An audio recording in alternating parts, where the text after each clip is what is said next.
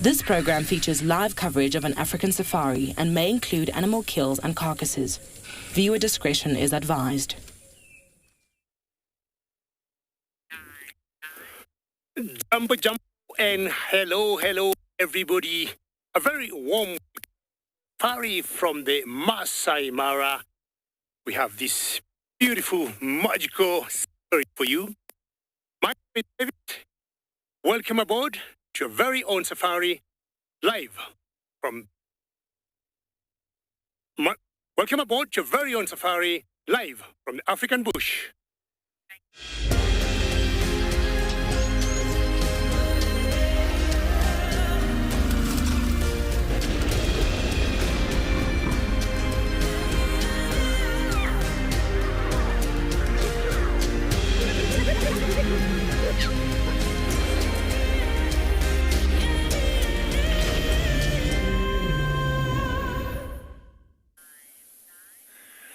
A warm welcome to all our viewers. We're currently here at Ambion in Ngala, and you'll notice right there in the back is two youngish hyenas.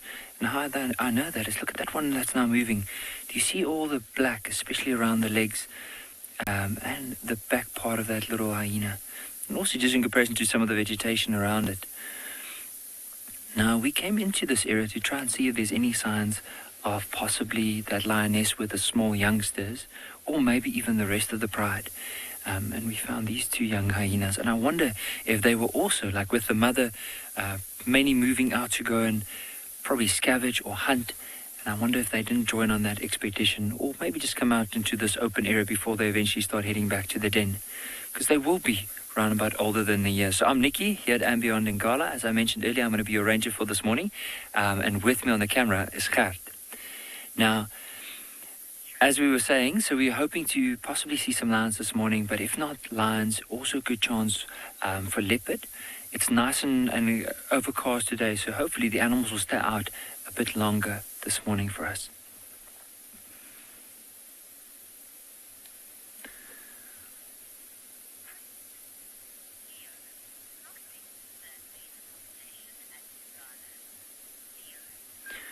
Theo, I'm not too sure. There's been hyena research been done in the area for quite a number of years.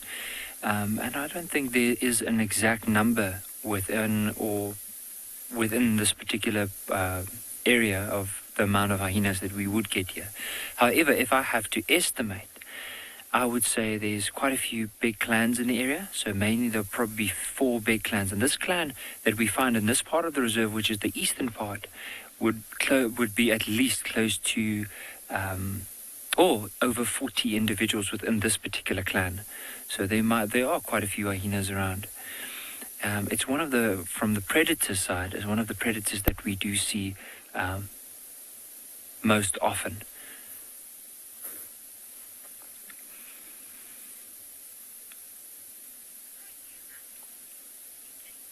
But just incredible, like starting off our day, being able just to spend it with these hyenas.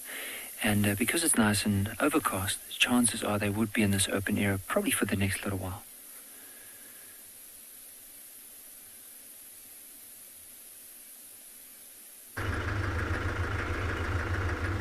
Hello and a very good morning, everyone. It's another lovely morning. My name is Isaac, and on camera I have Big James. And in front of me, as you can see, I have a nice, beautiful, big male lion.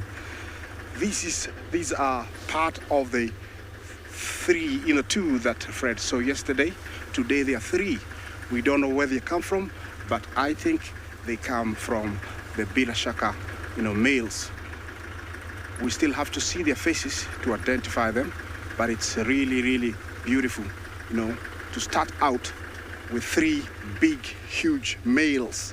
As you can see, they've gotten out of the road, so I'm gonna try and go in front so we can have a good look at them. Yeah, remember to talk to us on hashtag Wild Earth. Questions and comments are very, very welcome. I'm just gonna be parking soon, so so that we can identify these guys.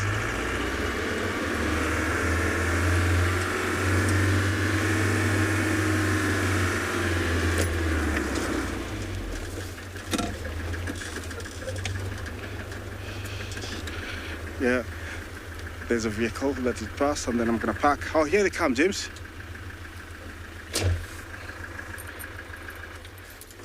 Look at this.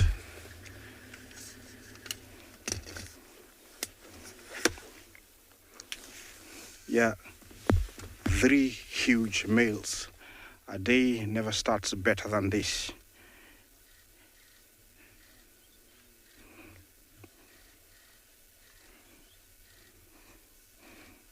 Ron, we only have one type of lions in Africa. The most common one is this, what you see here. The African lion is what we have. We don't have any other lion. It's the only one we have. This is amazing, guys. Starting out with 3 fully grown males, and they're right in front of my vehicle. I hope you're enjoying this. Yeah, they look like they've been really, really well fed. Looks like they're looking for trouble, if I may say so, because there's only one male here, and I think he cannot take on 3 of them. Fully grown, very strong, is just, looking for trouble, as you can see.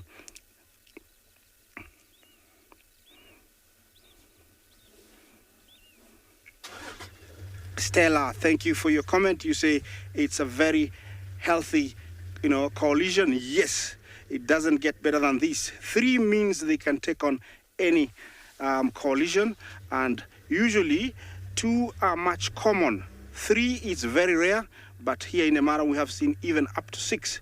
But to have 3 on the Mara Triangle is going to be just amazing. It's just going to be super cool. I don't know where they're headed. Looks like they're heading towards the bushes. We had seen them earlier on last month, and they disappeared. They were seen across the river with a buffalo kill by some of my fellow guides, and then they disappeared once again, and they reappeared yesterday. So I think they're trying to establish a territory.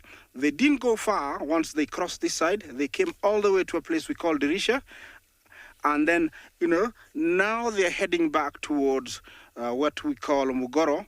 And this is the area they have been sticking to since they first crossed last month. I'm going to follow them for a little bit more. Let's see what's happening in other locations. There. In there. There. So we have just located a hyena who looks very interested. Oh, of course, it's lying down now. It was sniffing all around there, and we wonder if maybe there is a... So we've just located a hyena, and it's just lying down behind these grasses. I'm not sure what exactly it's trying to do. It was sniffing all around here, and we wondered, you can just see its ears there. We'll try and get closer in a moment. But we wondered if there's not been maybe some other predator activity around here, like a lion or a leopard, because it was very windy and quite dark last night with a little bit of rain. So who knows what it's going to bring. Hi, I'm Mike, and you've joined us here at Eco Training's Pridelands Conservancy, and behind the camera is Odie. There's a few little drops of rain coming down. We're going to try and get a bit closer to this hyena to see if we can get another view of it. It's very, very interesting. We saw it very early this morning, and we'd heard buffaloes in the evening So I wonder if there's not been some activity of something. I didn't hear any something craziness, but let's try and see if we can get a better view of this hyena.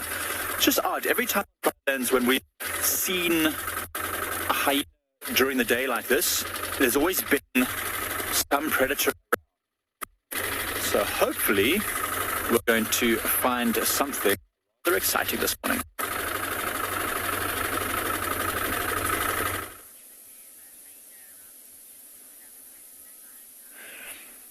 So there's another hyena that we just saw moving off in the distance behind them with some giraffes. Now, there were two hyenas that were coming down, and altogether in this area, just from this morning, there were at least 6 different hyenas. Now, there might be a chance. There were some giraffes that we saw earlier on. Those hyenas have moved off, but there were some giraffes that we saw earlier on. Let's see if we can get another glimpse of them. So I saw somewhere here there's some trees, but I think they could have got a fright from those hyenas moving quite quickly, because do you see how that hyena was running? The one was making a noise on this side and the other one ran to join up. So I can see the giraffes in this open area. So let me try and reposition us so we can have a glimpse of these giraffes. There we go. Just stop like this.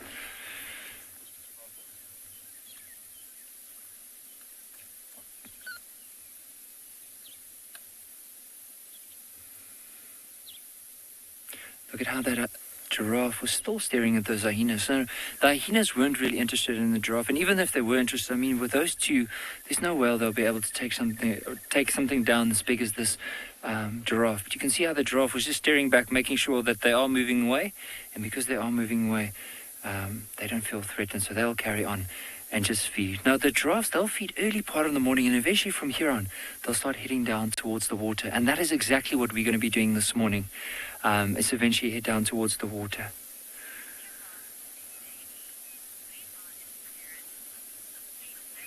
So, Caitlin, that giraffe that we saw now is a youngster. Now, the mother might be the one that's slightly in front, so that one there would be the mother.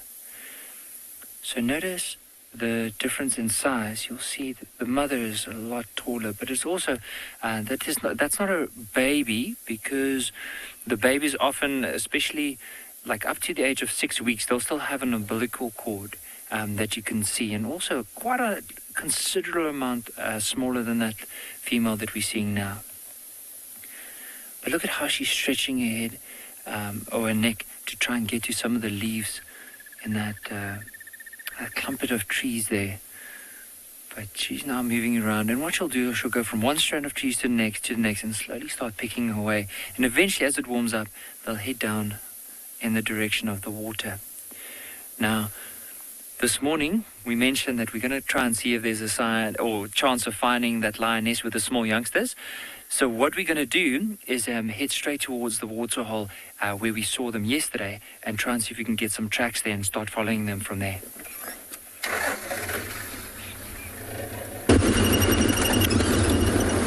Good morning, everyone. Good morning. Beautiful morning out here. Tswalu Private Game Reserve, and so my name is Andrew, on camera Theo. It's quite a beautiful morning. We're a lot clouder, and we just gonna drive around. Looks like some impalas in there, and right inside there, just a single male impala. You can see more than one, just actually one male impala, and just moving around here on its own. It's usual for the impala to be all separated sometimes from their group, especially those don't want to be involved in groups. So you find them quite often alone, or sometimes we mix with a wildebeest or a zebra. So I'm going to reverse back here, see if we can get more visual of this individual impala. There he comes out. So it's probably going to just wander around here, possibly going for a drink. But again, sorry about that. Again, it's never easy for the impalas, especially when they're alone. So all they do, they have to either join the other animal for safety, just because of course, there's got to be a lot of our eyes to look out for safety. Still got him. Still there. So you find maybe he was probably separated for a long time, or could be this morning, you know. But could be maybe just get out of the bachelor group, which if it has happened that he has a harem of female, of course you wouldn't leave them alone, but you will stick with them, make sure you protect them, and then making sure that there's no arrival. So we're just gonna move on and see what else we're gonna find this morning. So it's quite promising, the weather's great, so cat species that would be pretty much interested on still getting mobile move, which is not actually very hot for them to do that. So we're just gonna carry on, you know, along the few roads, check around for possibly tracks for the pride from last night.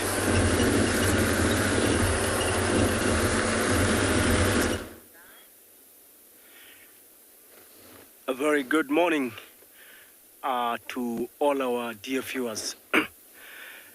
You are reaching us live from the Mara, and my name is Fred. It is a very beautiful morning, and we've just got started. So, and we had a hippo. Right, we had a hippo here, but unfortunately it's gone deep into the woods. Sorry. So we're gonna drive on and look for some more relaxed and probably more exciting stuff.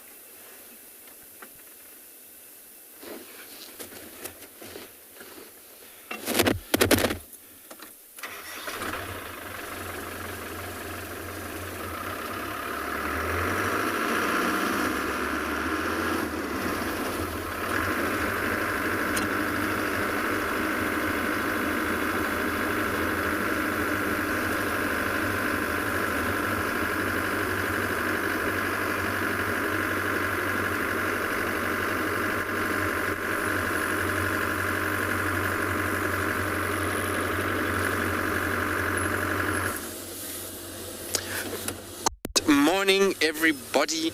As you can see, we are bumbling about in Djuma, and it is this morning. So if you see BK wiping the lens, I do apologize. Which brings me to the next point, is that, well, I'm with BK and my name is Tristan. We're out on the sort of northeastern side of Djuma this morning. We are going to try and see if we can find any signs for Tingana and Insele, because both of them were seen last night, and in fact it even looked like apparently Tingana was trying to mate with Insele. So we know that mating leopards do cover quite a lot of distance as they walk around and do things, and they weren't too far from the boundary, so we're going to try and see if they've come down. So the plan is to kind of check Buffelshoek Dam area, and then we'll loop around along sort of Cheetah Cut line, see if they're there, and if there's no sign of them, well, it's always a good place for Thandi and Tlalamba. So that's the plan for the morning. Hopefully the rain will stop as well, because it's very grey and sort of drizzly. It's not forecast to rain too much, so I think it's just a little early morning drizzle that's floating through the air.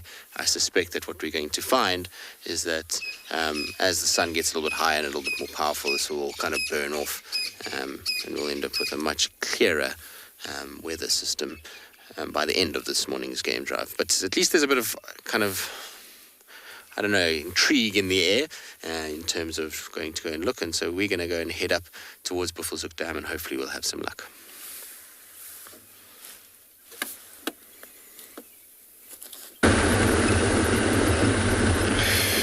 Beautiful, you know, Buffelshoek Dam is always promising area to find some game, because near a big water hole. So we're still continuing now. We know western boundary of Djuma and the western sector of the reserve here, and just find single line S tracks which come from the west across to the east, but only one. So not entirely sure if it belonged to the pride from last night, and that's why we're going to keep on checking the whole entire boundary once we've done that, and we finally found out what exactly happened to the rest of the pride. And then, of course, then Nkuhumo is beautiful. It's beautiful always to have them in the area. So I'm hoping to find them again if they haven't moved far away. So we're in a very good position to check for that tracks. And I haven't actually have any more reports about what is happening in the west, but I will definitely going to have a report soon so we know how to operate, and if it's not the case that they have traveled that far west, then we'll also get an update and then know what exactly where they are. So yeah, we continue checking, this boundary.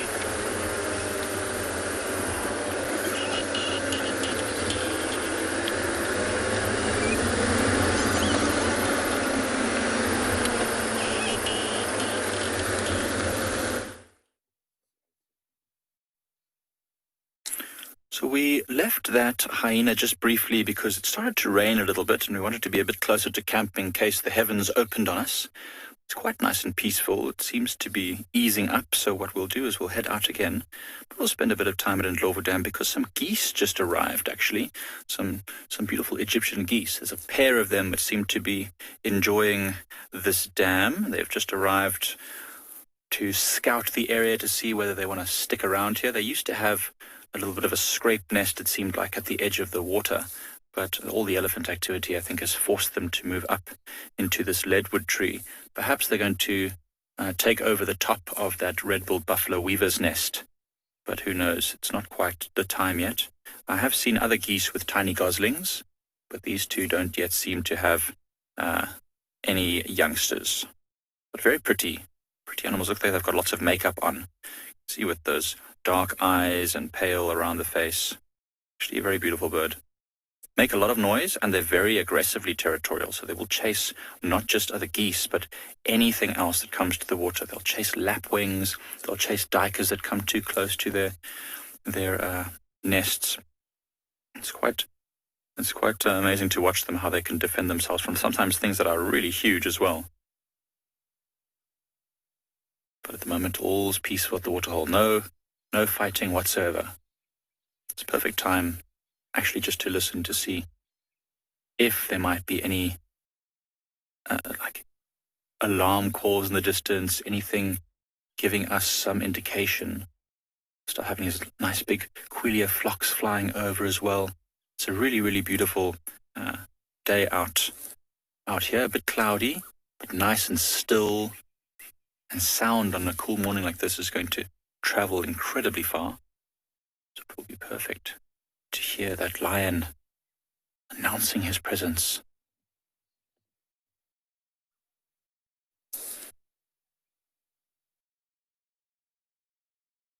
Michael, I don't know what that brown mark is on the chest of an Egyptian goose. Perhaps just kind of a visual communication, maybe during the courtship display, maybe just gives, I don't know, I'm not really sure. Perhaps it's a target. That is exactly where the eggs need to nestle to get the warmest on the breast. It's a good question, Michael, and I'm not exactly sure. They both have it, male and female. So it's not to do with sexual dimorphism or the difference between male and females.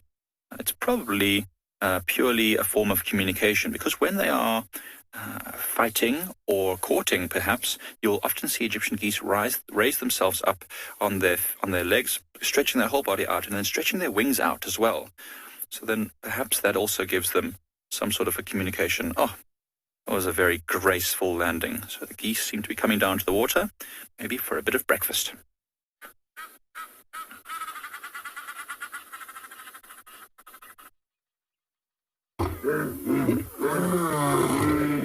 Good morning.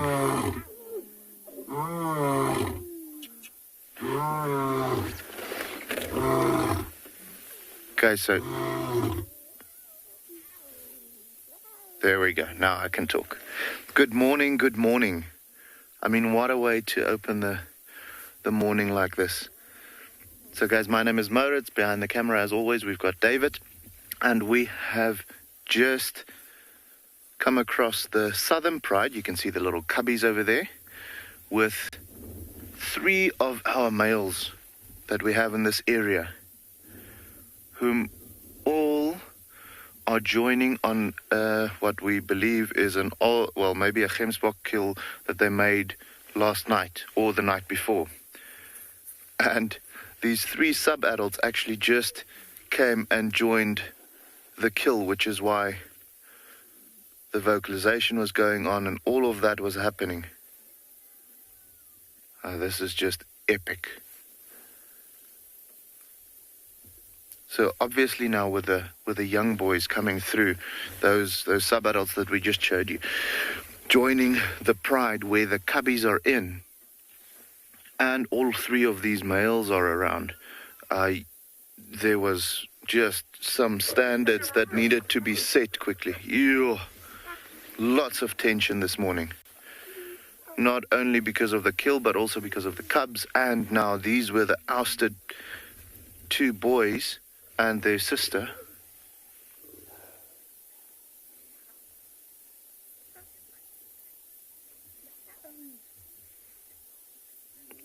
So Little Vixen just had a question. Would their manes be different at different stages of their development? Absolutely. So as they grow, it's like a guy getting a beard. First off, you get these little fluffs, and then it will turn into a bit of a bigger beard and so on, just like with the male lions they would. So when you look at the big boys, which we are looking at right now, big, beautiful, filled out manes with that black around the neck and chest area. And then when we go to the sub-adults, you'll see they've got just a little bit of like a bum fluff here on the chin, and then maybe a mohawk.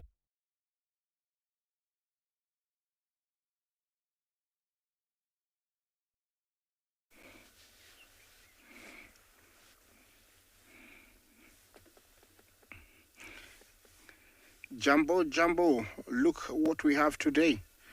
A pair of olive baboons cleaning one another. It's part of social breeding or social, socializing. And usually one stays put while the other one picks all the ticks, mites, and all the creepy crawlies in the body. This is the only type of baboon we get here in the Mara, although we do have another type towards the coast. These guys have got a prime estate. Look where they have. It's a nice open beach where they can lounge early in the morning. Look at that. It looks like they're enjoying the morning. They're waiting for the morning meeting. Yes, it's quite a good number of them. Yeah, there's a tiny little one. Look at that one. And looks like the older sibling is very curious on the young one while it's clinging on its mother's under. Usually they cling on like that and they're drinking at the same time. It's part of developing the body muscles that they need to run and also climb trees. Yeah, these are olive baboons and they go in troops of up to 60. Yeah. Looks like he's very relaxed. Oops.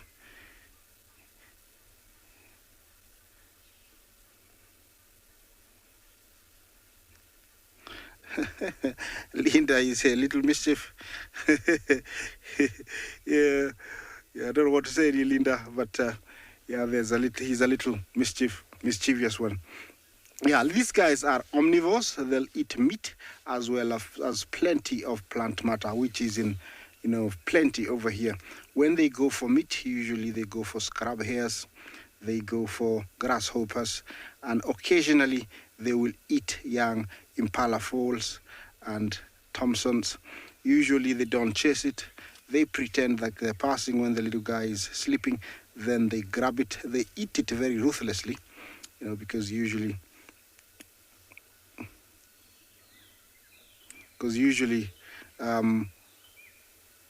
they eat it. Yeah, usually they eat it very ruthlessly because, they just rip it into pieces. It's beautiful here, but I know we have other beautiful things to show you this morning.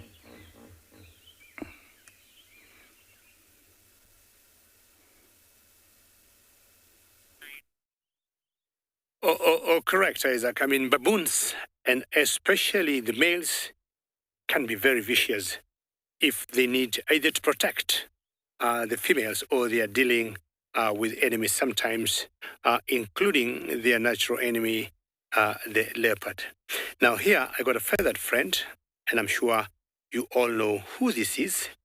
And of all the birds in Africa, she is my favorite. And this is the lilac-breasted roller, sometimes called the forked roller, because of her last tails that are forked. And I would say she's just sunning herself. She doesn't look like she's looking for food. Pretty good temperatures at the moment and good light. So my thinking currently, she isn't even thinking of looking for either snakes or insects that they normally feed on, or beetles, or I might have said something that was not right. She just flew down. She's going to come back. Sometimes they fly down, pick something, and come back in the same place. Now, those are the egrets in the distance there. And if you look carefully, you got 3 or 4 of them that are large or big in size, and those are what we call the great egrets. The smaller ones are the cattle egrets, and you can tell, unlike the roller, those ones are feeding. All right. So, oh yeah, that very good, Bungay. Bungay is on the camera today. That's where our roller has gone. I'll try and see whether I can go a little closer to her, because I've seen another bird that I'll be showing you in a little while.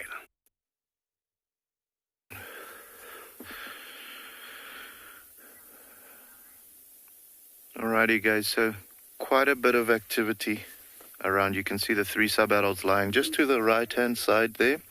Mom, who's the angry one at the moment, she's very on edge with the cubs being around with these youngsters, who's not supposed to be in the pride anymore, being close to her cubs. So, unfortunately, the cubs are quite inquisitive, so they're getting the sub-adults in trouble at the moment, because they constantly want to say hello to these new lions that they are seeing. But also look at that, full bellies and very happy that it's morning and the sun is coming up. But just little Vixen, if you're still with us, just to finish my question that we were talking about a little earlier. So yes, absolutely, they will have different stages of mane development during different stages of their own development. The younger they are, the smaller it will be. And then as they grow older, up to about, I want to say 5 years, is when you'll find a male lion completely filling out that mane.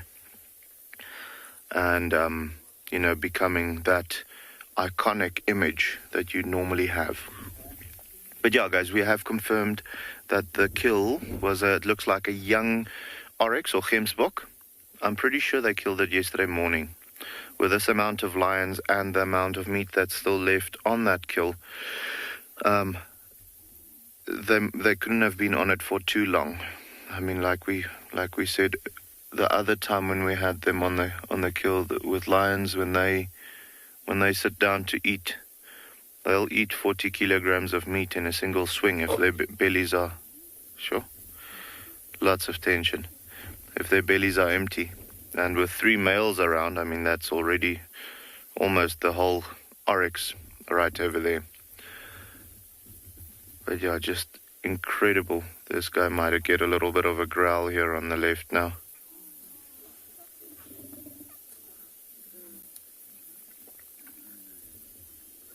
I have to say the males are quite tolerant of these young boys at the moment. I would have thought that they were going to be a bit more aggressive, but I mean, they've already made their point in our first segment that we did, so I think the respects are there.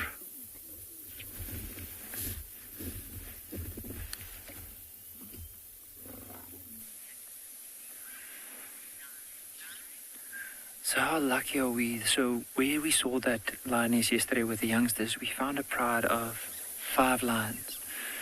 You can see this one right in front of us here is a youngish male, If you look at it around his neck, you'll notice the mane, and especially on top of the head, looks like that little mohawk. And it might just be that these lions were in the area and headed down towards the water. But I wonder now, that lioness with the small youngsters, where would she have moved to, especially with them moving into this area? You can see this young male is looking back the whole time, probably just scanning. Earlier on, there were some zebras coming down to drink, and the zebras have now moved off. But that's a beautiful silhouette, especially, or not silhouette, but look at the reflection of that lion in the water.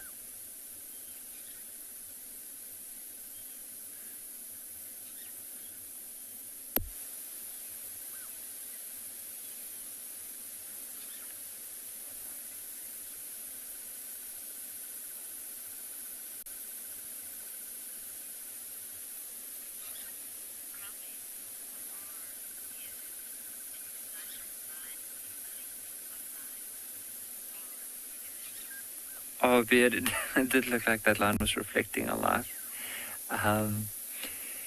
See how with this male, you can see he's still quite young and there's a lot of room to grow. He's very stocky, but still, he's quite short. He still needs to grow in height and width, as well as around his head as well. But it looks like the other ones have just gone. There's a patch of sand at the back. And there's another young male that's just gotten up and started moving. So what we'll do is we'll try and follow these lions and see where are they heading off to. Now, earlier on, we did see some tracks of lions, and I wonder if it's the same lions here, or maybe it was from that other lioness, but it was heading in a completely opposite direction from where these ones are heading off to. It might have been their tracks as they were moving, probably looking for opportunities to hunt, and eventually decided to come past the water to have a drink.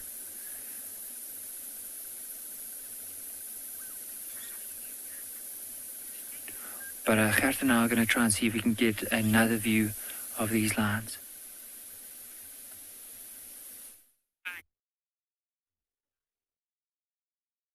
Well, Nikki, follow those lions and find out what they're up to. Now, I got a different species of birds here. And you remember earlier, we had the lilac-breasted roller, which happens to be my favorite bird. And I'm sure you all know that is the national bird of Kenya.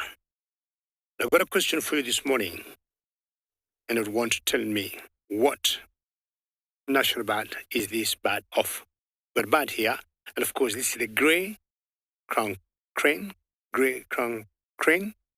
I've got a question for you. It is a national bird of a country in the world. Which country is it?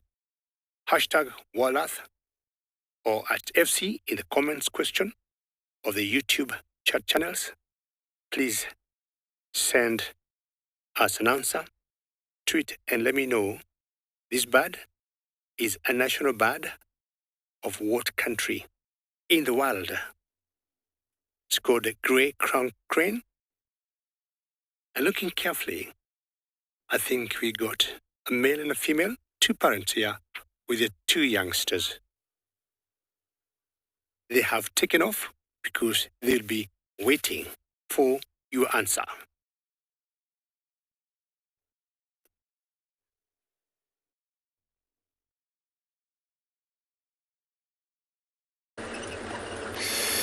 Beautiful birds, one of the really beautiful, things to see, especially early this morning. And now we've been trekking around here. Eventually we come across, I know first we find, a bunch of lions, and this male looks like a hukumuri, and he was approaching slightly to the area where the lionesses are. And then we thought we could find or just follow him, leave the lions. I'm not sure if they're going to cross because they're right on the western boundary, but thought this is worth it to follow hukumuri, as you can hear birds alarming calling, and then hear the birds alarm calling for him. So, but he's busy now trying to communicate with the bird with the tail sticking right up, saying to the bird that, I'm not going to hunt you, I'm going my way. And then look how he goes. It looks for me not really well fed, so it's probably hungry. And it could be the way what he's doing right now, kind of, sense marking territorial behavior that's happening here. Seen him, we followed him for like 2 minutes already. Seen him sense mark, and then he haven't vocal yet, he haven't called yet. He's such a beautiful cat. And how luck was that? Just, okay, let's keep on with him. Just to see how he goes. But, he's pushing much to the east. And then I think this is how this is where he often operates. Coming back east and back west again. Yeah, we'll stick with him for a little while.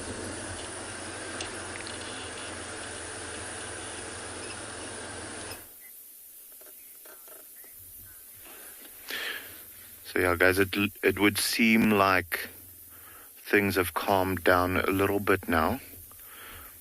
Mom is definitely keeping the respects where they are supposed to be. And as you can see, the little cubbies are now joining one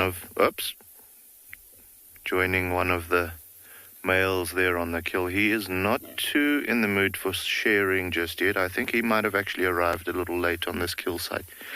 So he's still hungry, which is why he's still chewing on it. Actually just a piece of skin at the moment. But these cubs are just so energetic. They are causing so much trouble this morning.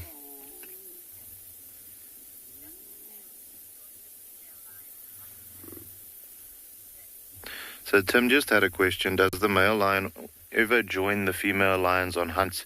Tim, absolutely. When males are young, just as they, let's say, take over a pride, or let's say when they haven't been kicked out of their natal pride, you'll find them joining on the hunts quite often. And then, so then, as well as when they have just taken over a pride, you'll actually see them quite actively hunting with the females. It's only later on when they've gotten a bit lazy. However, with them doing patrols and doing all of those things all the time, you constantly have them being away from the females where they have to fend for themselves, and then they also hunt. But okay, so now to come back to the question, when they are hunting things like, around here, things like eland and maybe a giraffe or something like that, the bigger animals, it always helps the females to have that extra bit of power in the group when they're hunting. To take down something like a giraffe, it's quite a technique that they have to master. I'm not saying that they can't do it without the males, but it definitely helps to have the males with them. When you go to Kruger and so on, where they're hunting buffalo quite often, also very, very good to have the males in the pride, because they just, anchor the animal so that it can't move around too freely, and then the females can go for the, that killer blow. Yeah, this male is just impressive. So yes, to answer your question, absolutely. More often than you think, they'll join the females on the hunt. The longer they are in the pride and dominant within that area, I'd say the amount of times that they'll join on the hunt maybe becomes a little lower, because they're getting older and so on. So their joints aren't working as well anymore, but definitely they do join the females on a hunt.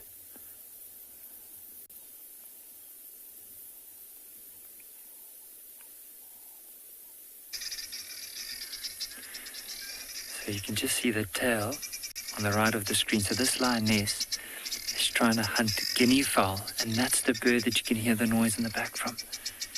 So the rest of the pride have moved on to this game trail. But she's just decided to, she lost a bit of interest there, and I know she probably thinks that her chances are very slim in order to find those, or to catch those guinea fowls, because they are a hard bird to catch. We're going to carry on with the game trail. There's actually a prominent elephant trail that's coming down here towards the water and back, and also one that the hippos would use. So the lions are currently moving on that. Also, there's some tracks of buffalo. Now, earlier on, remember, Lo was mentioning about how well, especially lions within the greater Kruger area, how well they hunt buffalo. And so they're currently moving here, and you don't know if they do stumble across an old buffalo bull, maybe anything along the way. They are opportunistic. They are constantly looking around to see if there's anything around. So maybe We don't know. Let's carry on and see if we can get the rest of the pride. So they were right in front of us. I can actually see them through the grass. But we'll try and see if we can loop around and get another view of them.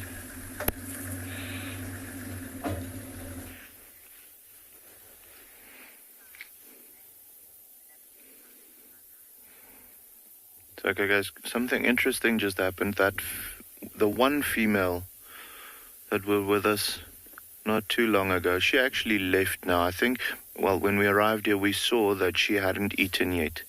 So I think she might be in the mood to go and see if there's something to eat or to hunt for herself. She's actually the one that these three sub-adults that had just joined the kill as we got here, she's the one that's been operating with them. So I think with them all arriving here at the same time, apart from that female now, she might have decided, you know what, I'm going to go and look for something of my own. She is part of the Southern Pride though, but she is the one female at the moment that doesn't have cubs. So we've got the mom, and then we've got that large Southern Pride female, which isn't with them at the moment, which has her cubs still hidden somewhere. We haven't found them. And then we've got this particular female that I'm talking about right now, which is now left. I am not seeing her anymore. So she is actually, I'm pretty sure she's gone out to look for something to hunt. But yeah, just stunning to have these three males all together on this kill. And sorry, I'm just seeing that young boy slowly creeping up to where the carcass is. You can see the other sub-adults still chewing maybe on maybe a leftover bone or something like that. But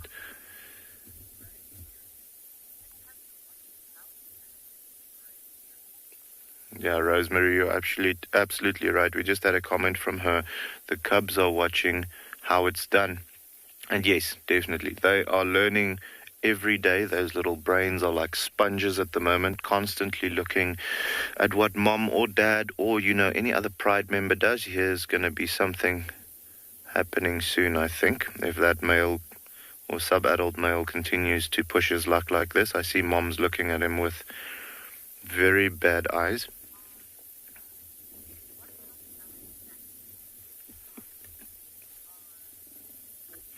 RS just had a question. What are the lion dynamics in Tswalu? Sorry guys, I'm going to answer that question now. I just want to see this quickly.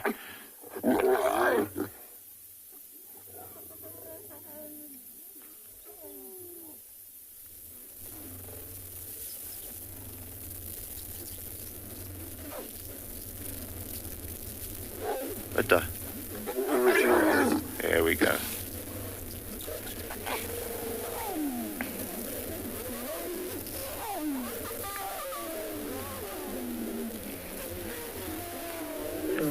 Oh, there we go. RS, I'm going to get to your question now.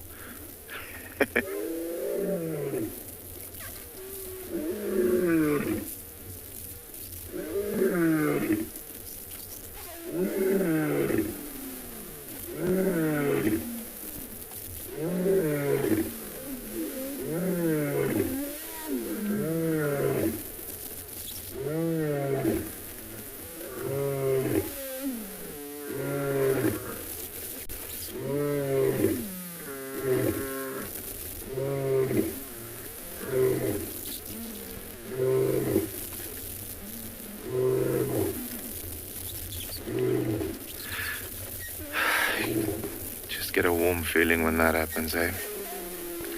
To come back to your question, so in this particular area we've got the two prides, the Southern and the Northern Pride, which both comprise of about 3 adult females with the sub-adults. So the Southern Pride currently has, so they were initially 3 adult females with 6 subs, and then now the sub-adults has been pushed out to make way for the new cubbies that's coming. We don't know what the large Southern Pride female has as far as the amount of the litter, but I want to say at least 4 new cubs if we count these 3, and then one cubby for the large Southern Pride. But like I said, we don't know yet. So we've got the Southern Pride, the Northern Pride, also 10 individuals, which comprises about 4 females, and then their previous cubs, which I'm also very sure is going to be pushed out relatively soon, just because those females are also pregnant. And we're pretty sure one of them has already given birth. As far as the males are concerned, we've got the 4 males in this area. Their territory actually stretches over the entire territories of the southern and northern pride. So you'll sometimes find them 1-1, sometimes with the, like, let's say, the one that's eating now with the southern pride, and then 2 on patrol, and one of the others are with the northern pride.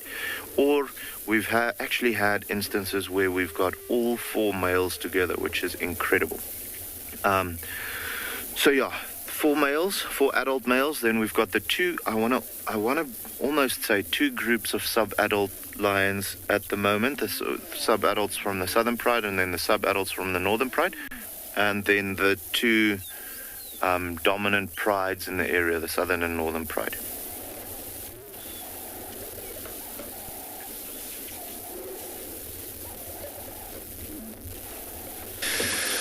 Beautiful. So very interesting. A lot of lions. Populations always very good. See lions population go higher.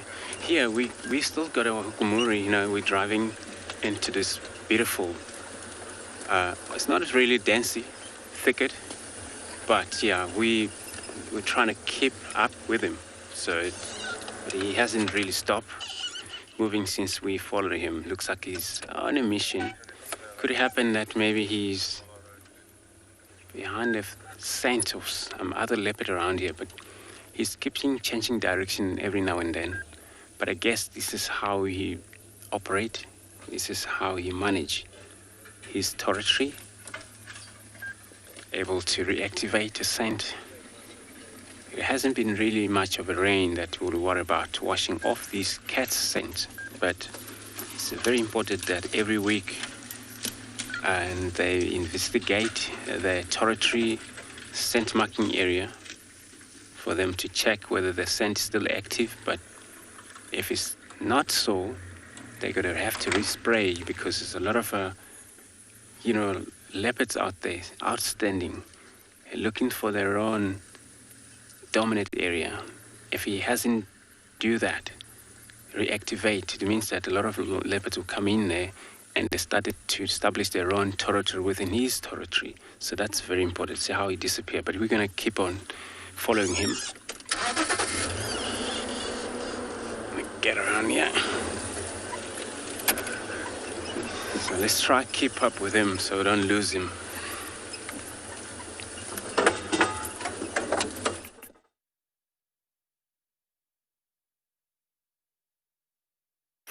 So this spotted hyena is also incredibly well camouflaged.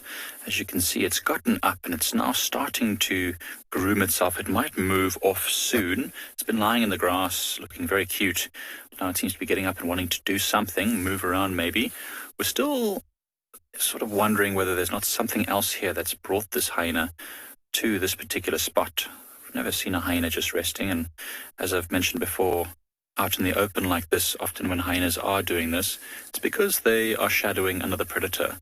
So it's quite possible that the other predator has either got a kill somewhere and is resting on it, or is just resting in the thickets as well. And this hyena is just trying to be an opportunist. At the moment, it's just having a little bath. It was just saying now that there's a bit of tiny rain that's fallen and all sorts of bugs are going to start coming out, including ticks. Lots of ticks are going to start getting very active now. And so this hyena's probably also got a few ticks, which is trying to clean by rasping its tongue and its incisors through its fur.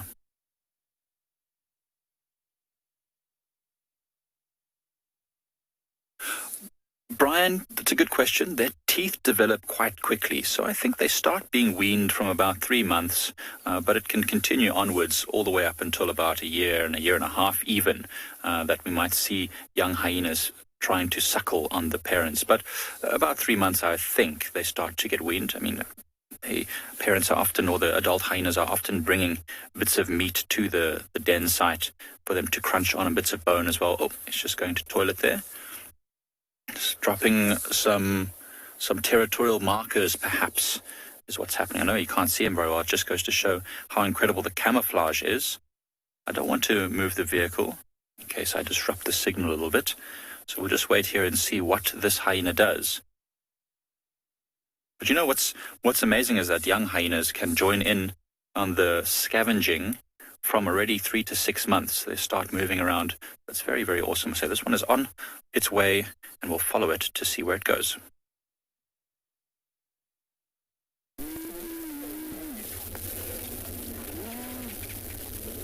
Okay, so it seems like it's an action-packed morning right throughout the bush. And those young hyenas that you were looking at just now, over to these guys, it's just been incredible. Unfortunately for the sub-adults, those cubs are causing quite a bit of trouble because they are trying to say hello. There's one that's listening to mom. He's actually just chilling there by dad. Now coming into the frame with the mom, just coming to say hello. But the other two, they're constantly coming to either one of the 3 youngsters, and mom is not liking that. Loving the sun coming out now, also getting the light on those lions. It's just beautiful, that golden color.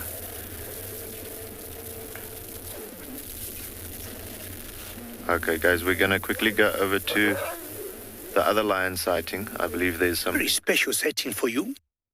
I have found a lioness here with 4 very small little bundles of joy. Now, look at those cubs running there with the mother. I think it's the best thing I've seen for the last few weeks. I've been following this female. I've been seeing her for about a week plus or going to 2 weeks. And I've been telling Bungay, who is behind the camera today, I got a feeling that that female has cubs because from a distance once in a while, I have seen some suckle marks on her mammary glands. And true to the word, she got cubs. Not 1, 2, 3, and 4. How lovely is this? Now, this member belongs to the River Pride. And in this particular area, we have been seeing her with another female. And I was very convinced that she has a den right here. Either she's relocating her den, because the 2 weeks I've seen her in the same area without moving, kept telling me she must be hiding something. And this is what she has been hiding. 4 little bundles of joy. How exciting is this? I can't believe it. Chances are she's moving to a new area. She's going to have a new den. And this is nothing unusual. Female predators will do this once they have their cubs. Cheetahs, leopards, and lionesses. See the energy in these cubs? Malo, good question. In general, a lioness will have 1 to 4 cubs. If she is having her first litter, chances are it's between 1 and 2. And more often than not, 1 cub. But to me, this is an old female. And a little older, she would have had a few litters before. And that's why she got 4. I'll spend some minutes with her and try and study her behavior and maybe find out where she'll be relocating to.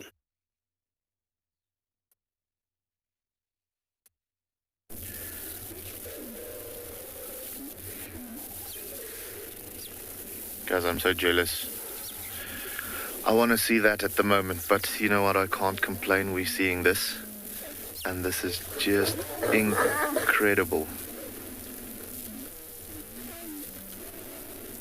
There you could see how quickly mom's fuse can be burnt. Shame, but it's great though. Like we've said in previous drives where we find this female with her cubs, we believe that it's the first time she's actually having little ones of her own. So, you know, with her being so protective, it's just stunning to see that she's such a good mother. Great to see that instinct kicking in early on already. A lot of the young females, when they have their first litter, or even their second or third one, they're still a little inexperienced. So with that being the case, sometimes that unfortunately causes them to lose those first couple of litters to, you know what, could be anything. Choosing the wrong day inside where there's hyenas around, or choosing a day inside with a snake, or, you know, just neglecting them for a little too long before she gets back to feed them or something like that. So great to see how she's handling this first litter and keeping them strong and healthy and protected. It's just incredible.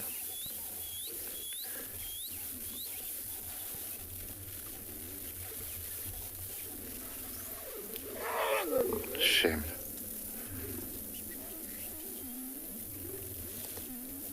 In lion terms, it must suck to be a teenager. You do everything last. You even get kicked, well, apart from getting kicked out, that you do first.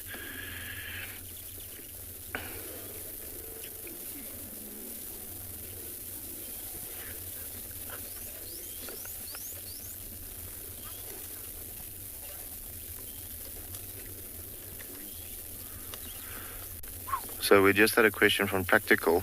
How much stronger is a full-grown male versus a female? Quite a bit, actually. To give you an idea, I've personally seen where it was in Kruger now, and I was still a younger boy at that time. The lions made a kill.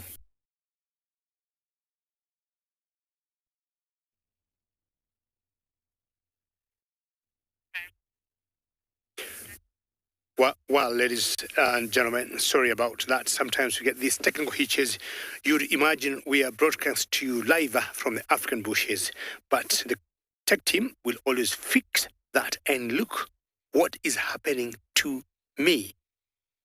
This lioness with her 4 bundles of joy are coming towards where I am.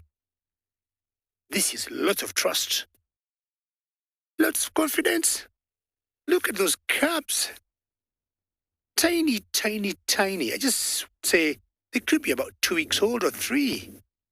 Very, very small. Great mother. Where are you heading to? For those of you who could be joining us now, this female comes from the River Pride. And I've been seeing her for about 2 weeks. And every time I see her, I've always thought she's hiding some cubs somewhere. She has stayed in a particular, what we call lagers here, or drainage. Same place for about 2 weeks without moving. Any kills she has done are always in that same area. And look at her. We'll get a chance to see her mammary glands much later. But let's have a look at the cubs first. See how adventurous they are. Those are 3. We need to get the other one to catch up with the others. Look at them. Run, don't stay back, don't drag a lot. Catch up with your brothers and sisters. If left behind, she might call. Grass is quite tall here. Can you hear her calling? So we just turn around and see exactly where they could be going, what they want exactly to do. And they've stopped for some minute. Are you happy there? Let me just give you a better angle here. Hi there, Bunga. Well, they have come up in an open area. Green grass, very short grass. Best light. Very good playing ground for these cubs. strengthening their muscles, running up and down, discovering a new world for themselves. How cute is that? And remember, we came into you live from the Masai Mara of Kenya. And should you have any questions or comments, please send them through. Tweet to us, #WorldEarth, or at FC in the comment section of the YouTube chat channels. For the youngsters, kids, ask me questions about these cabs, small ones, maybe just like you. And you can do that using kids' questions at worldearth.tv. What a great mama, I would say. I would give her a 10 out of 10. To see these cabs come through and to get 4 cabs, very well done. That's the maximum I have seen a lioness having.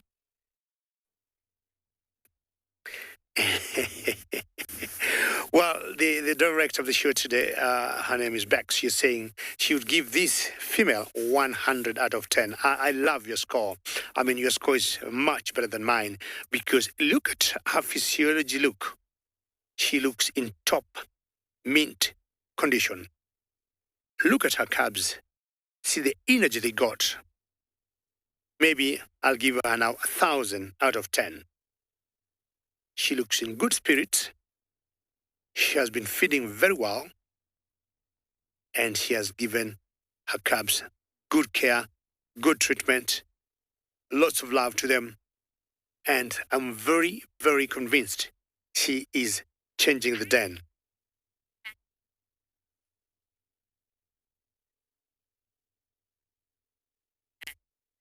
Kathika, you're asking at what age these calves will be able to hunt scrub hares. Well, until maybe they're slightly above 1 year. 1 year, they'll be able to run and catch small little hares, small little birds or chicks that are on the ground. But full hunting, 2.5 years is the right age for maybe cubs to be independent and hunt for themselves. But occasionally, we have seen mothers trying to catch some small prey, for example, piglets, and like semi-killing them and leaving them to the cubs to play with them and to practice how to subdue the prey. How lovely to see them out there.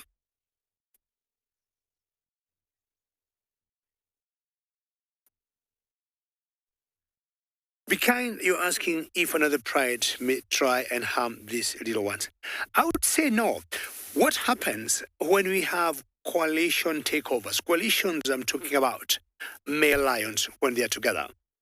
Now, from where I am, the males in charge of this territory are called the triangle boys or the triangle males. Those are the pride males for these females here. But should we have a new coalition come in and overthrow the existing ones, at this age, I can tell you, they are going to, hurt them, most likely kill them, and then by so doing, they'll try and get their own genes and will start mating with the females immediately so that they can sire their own cubs. That's what happens. But at the moment, all looks very good. So I'll move a little bit and see whether I can find out where they're going to have their new den, and maybe tomorrow or the day after, I'll follow them. There we go. All right, guys. So I don't think this kill is going to last much longer. The one male actually just picked up the horns and what's left of the skin and bone on that. And then the other boy, shame this old guy, he's busy chewing on whatever's left of the spinal column. But now, when we look at these lions, I don't know if you remember that one that was vocalizing so much earlier, how big and black his mane was. He's absolutely the dominant guy in the area, even the one that was chewing on the carcass in the beginning. Much darker mane. If we look at this older oak, can you see how much more golden his mane is? So guys, when we look at that, this is probably the least dominant male in the coalition. You can also see he's a little older. teeth are worn down. So, I mean, absolutely not going to be, the mating male or, winning fights or anything like that when it comes to competing with the other 3 members of the coalition. And because of that, his mane is much lighter in color, even though he's a Kalahari lion and they've got that gene in him to make the mane that dark color. You can still see a resemblance of dark mane hairs around the neck and especially the chest. But if you look here around the ears,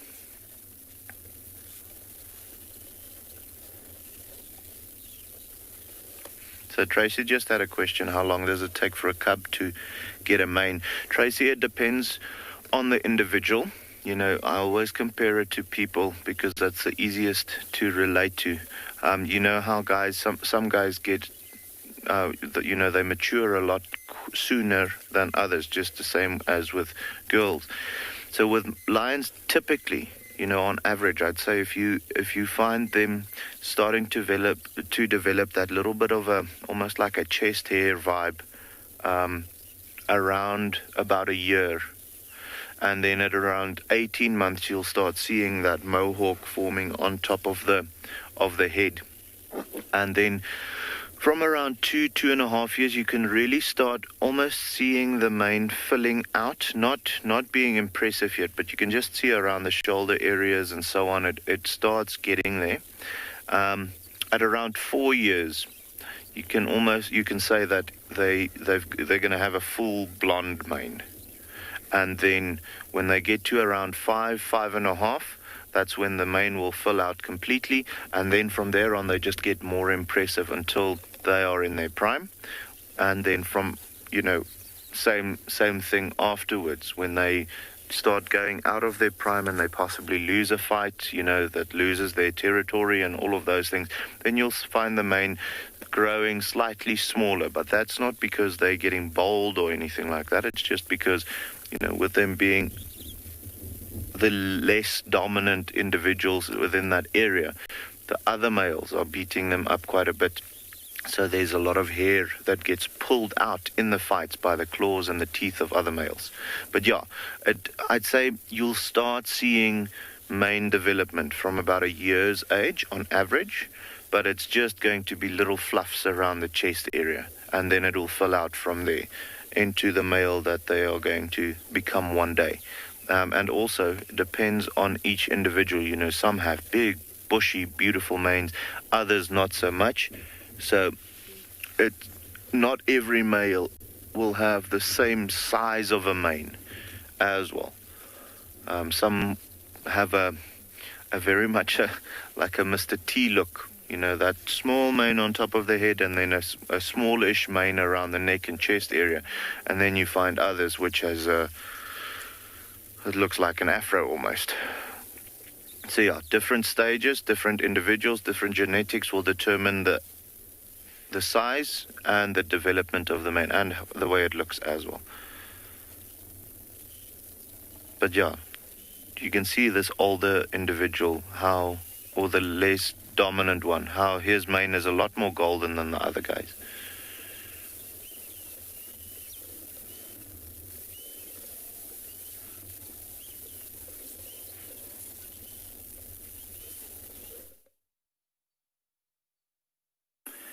So we've still got this hyena, the spotted hyena. I say she, it could be a she, it could be a he. It's quite a big hyena, so I think it's a female. Unlike lions, in hyena societies, the females are more dominant than males. And there's no male hyena that's dominant over any female hyena. That's very interesting. And I wanted to talk a little bit about the fact that there's a matriarchy. This hyena, if it is a female, which I suspect, she's probably quite a large female. She might be dominant over her particular group. I don't think she's got cubs right now. It doesn't look like she's been suckling. I'm not sure. Certainly been through a bit. You can see those ears are a bit ripped and torn.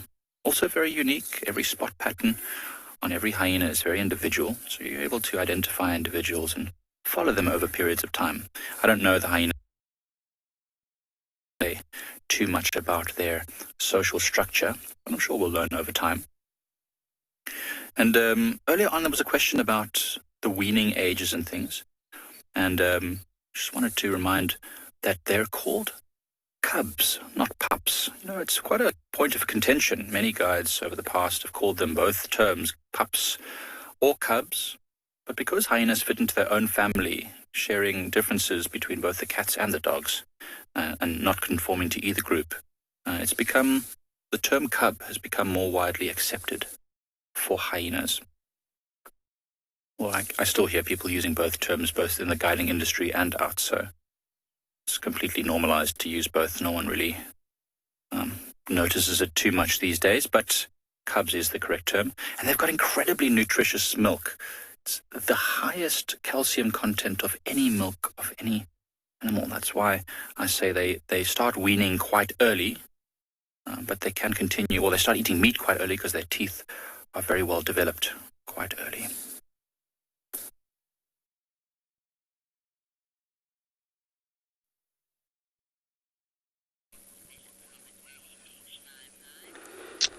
Beautiful. Hyenas always gorgeous things to see, especially when the mother's around them, feeding them, the young one, the cubs.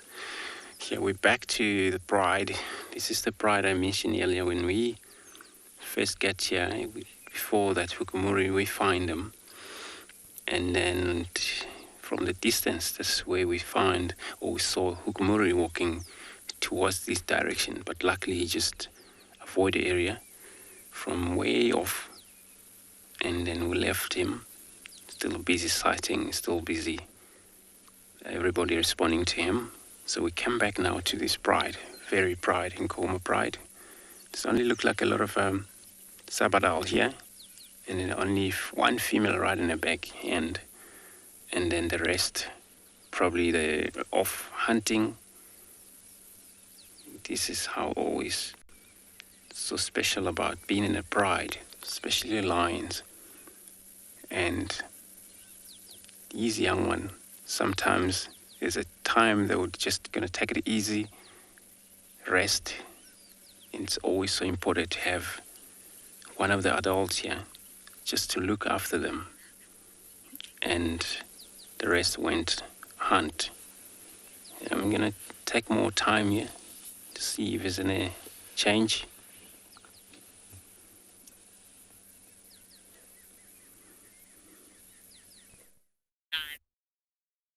Well, Andrew, if lions choose to sleep or go flat, not much you can do. But I have always waited out here in the African wilderness to see when the mungus will go flat. It's very rare. They do once in a while, but these munguses are always on the move. They're always full of activity. They're always doing something. Wrestling each other. They just reminded me of the cubs of the lioness that we were just watching. And it normally gives a lot of joy when you see wildlife behave like this. Like those cubs we saw running with your mom in the open area, calling and playing together. And seeing the same here, it makes our jobs very exciting. And we get lots of full of energy from these animals.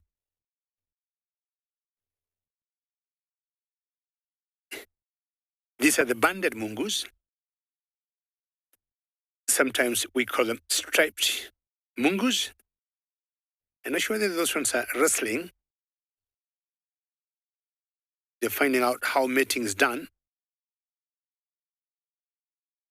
Unlike the dwarf mungus, here you'll get a male mating with different females.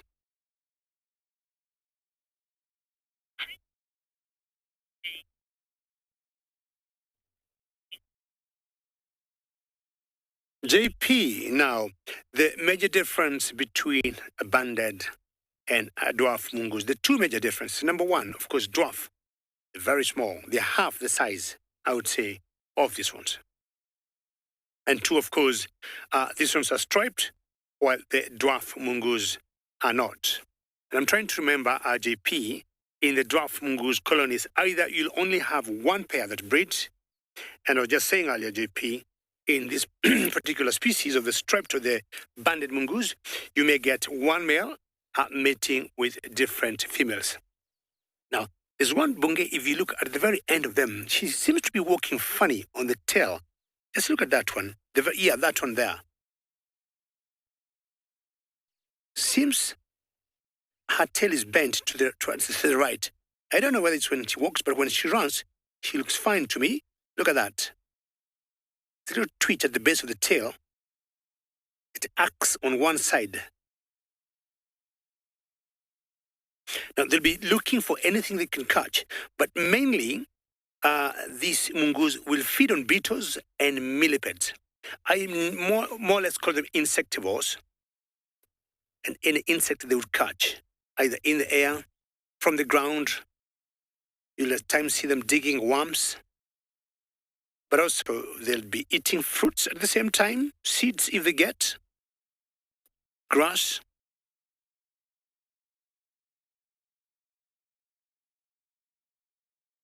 Well, a few more minutes here, and then I'll move on. And don't forget, I'm still looking for Jasiri. I haven't been able to locate baby Jasiri. I'm still trying to find out where she is and maybe give you an update on her progress. Jumbo, and welcome to the plains of the Masai Mara. We call it bushland. It's a mixture of grass and lots of bushes. And here I have come across a beautiful herd of elephants, and they're on the move. It's always to see them behaving differently, not only eating, but seriously moving. It is a very big one. We'll be sharing all that with you. Looks like one of the females has found a little shrub that she would like to eat. This is the African elephant, our largest land mammal here, over 6 tons. They can be in males, around 5 for the females. And here is a huge breeding herd, usually led by the oldest matriarch. It's hard to tell who she is amongst all this. Together with her sisters and the offspring, they form one huge breeding herd. Elephant are currently very stable here in the Masai Mara and in Kenya.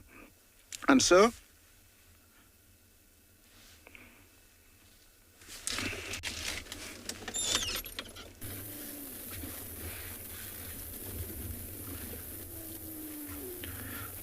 so you can just see we were speaking about this particular male being a little less dominant than the other two that we've been seeing.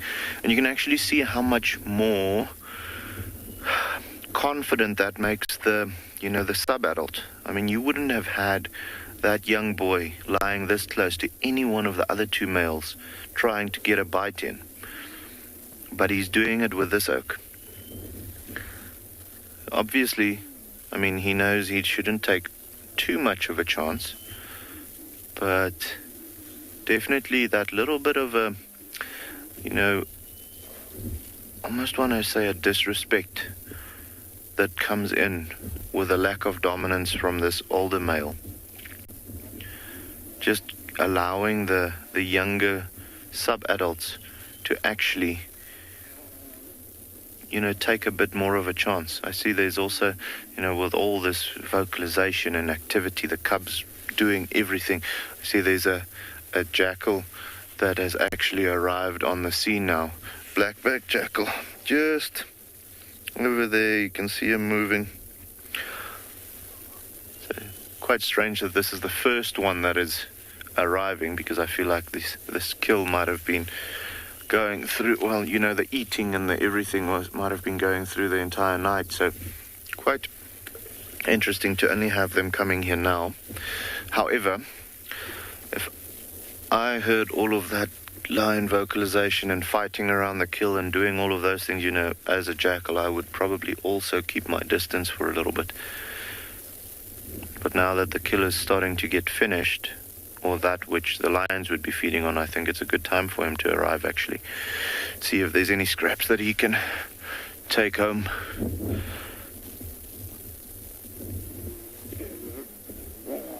Yeah, Mom has now led the The three little ones are just a bit further away from the actual kill site. She's just behind the bushes here on our left-hand side at the moment. We can't see her. And it's only the sub-adults and the older boy that's currently busy trying to still get a little bit of nutrition in. The two males, the big boys that we had earlier vocalizing like that, they've filled their bellies now and they are looking like a log underneath one of the camel thorn trees not too far away. It's only the ones that haven't eaten yet, the more submissive ones, that's still looking to get a bite in. Constantly seeing, every now and again, one of the individuals of these lions looking back to where that other female went, the initial one that broke off, to where we thought they might go and look to hunt, or she might go and look to hunt. So I feel like they every now and again see her moving, but we're not seeing any other game in that direction currently. So difficult to say whether she's just, gone off and maybe tried another plains area. And so, yeah. You can see just the jackal circling around, trying to see where there might be something to steal.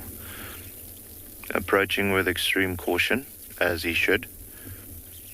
I don't feel, personally I don't think the lions know about him yet. And he would like to keep it that way as long as possible. But they're such beauties. I love a jackal. Especially the black-backed jackal. I love the side-striped as well, but the black-backed jackal's just got a special place in my heart, and I think it's more because of their vocalization, That's that typical, almost like an Africa call when you hear them vocalizing early in the evenings and early in the mornings. Just a beautiful, beautiful sound.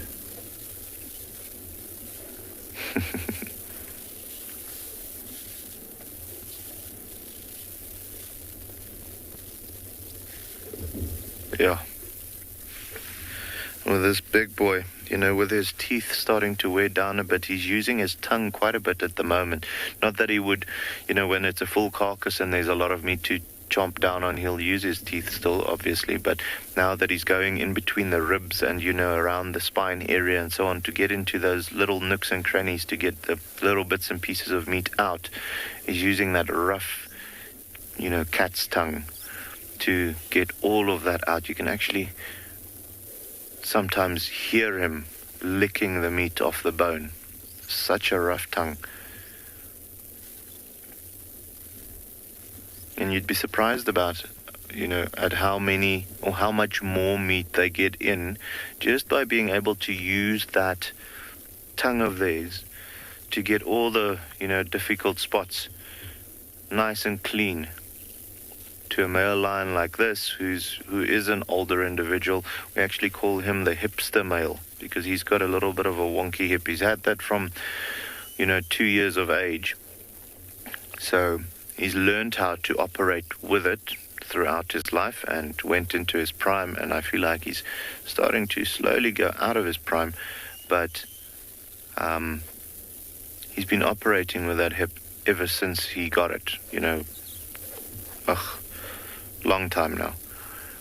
And unfortunately at the moment, where we were talking about male lions hunting with a pride earlier, he is one of those individuals that wouldn't be necessarily hunting with a pride anymore, or for himself for that matter. He's scavenging mostly, and arriving on kill sites, just overpowering the females and getting a little bit of a bite in here and there. But for him to have that rough tongue to get when the entire pride is full and they don't want the carcass anymore, to get that little bits and pieces that they didn't reach, is making the world's difference for him. It's just, giving them that extra little kickstart that he needed to continue another day.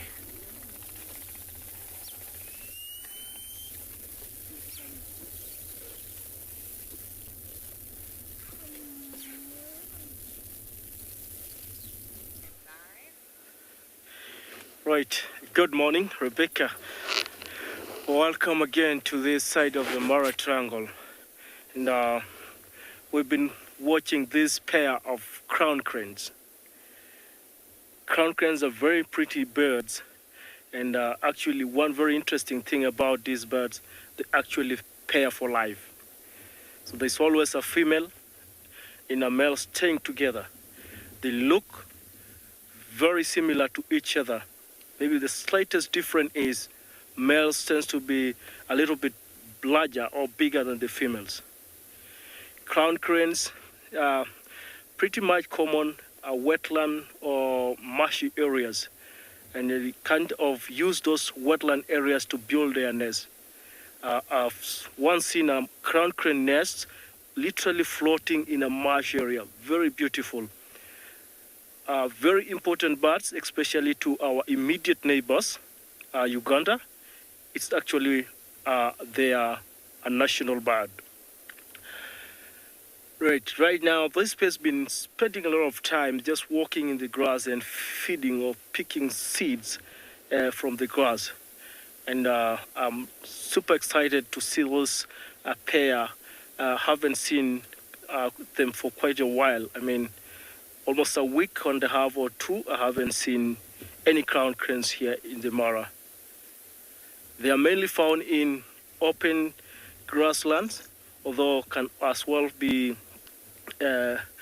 found in cultivated areas, especially in farmland areas. I do have beautiful, I'll call favorite calls out here in the African bush. And of course, one of the most exciting calls, or the ones that I love most, is a lion's roar, followed by the call of a southern ground hornbill. Then, thirdly, the beautiful call from these birds, the crown cranes. Very amazing. If you look at that beautiful golden crest,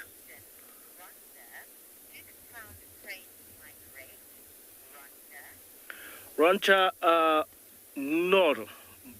Here we got crown cranes all year round, so they're not part of the migratory birds that kind of cover huge distances just to go look for either breeding grounds, food, or such kind of things. So these do not participate in any migratory movement. It's beautiful golden crest, and every feather on the crest is actually got a tiny black tip. During this breeding season, both the female and the male,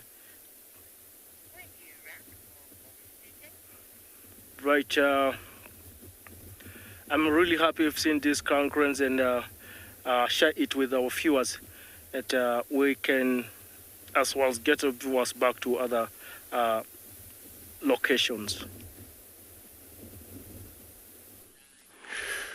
Beautiful cranes, it's animal or birds that I haven't actually met that bird yet, but it's such a, just heard of a name, also seen the pictures a lot of time. It makes a lot of difference to me. I love it. So here we're still now sitting with this bride, or the cubs, and the single female right in the back end. And then I believe that just heard that the rest of the bride, they have crossed west. They find them somewhere where I think looks like it's a little bit far from where they are from here. So that probably just because of hunting that makes this separation here. So, but you see, they communicate. So if that's the case, or if they, for example, kill anything, they always, one of them, if it's a bigger thing, they always come back here to get the rest back to that, or either communicate. But I don't like doing that because of possibly of more lions around in the area, so they will be preferring to walk down here and get this whole bride, this young one, back into that whatever they kill. it's always, meeting this pride of Nkuhuma for me, and it's great, just to see how they survive this young one. And then, of course, they still have these male out there. And since yesterday, we have a little bit of a glimpse of this beautiful male. But, on foot, they were not really relaxed.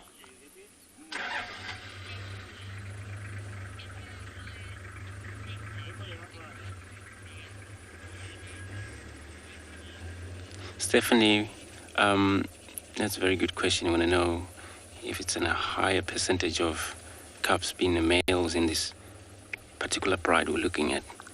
So I think, if I'm not mistaken, here we got all 6, and the guys up in the west, they have other 2, which makes 8 of the cubs, I think, if not mistaken. But I didn't actually have a chance of knowing what the status are in terms of whether the female, the young one, or a male, or how many males, how many females.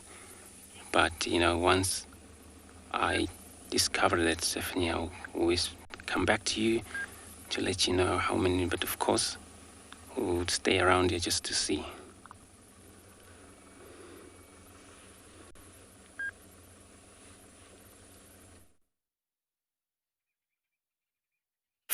We are back at Leopard Dam and back at our very favorite Weeping Boerbean, and this morning it is Starling Central. We've got Cape Glossy starling here. There are some Burchell's starlings as well. There's loads of starlings in this tree.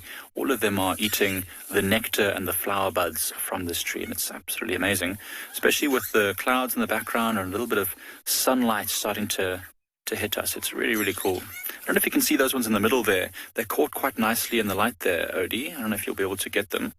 A bit up there towards the top of the tree. Just in there, you'll see fluttering their wings. Those are gorgeous looking starlings.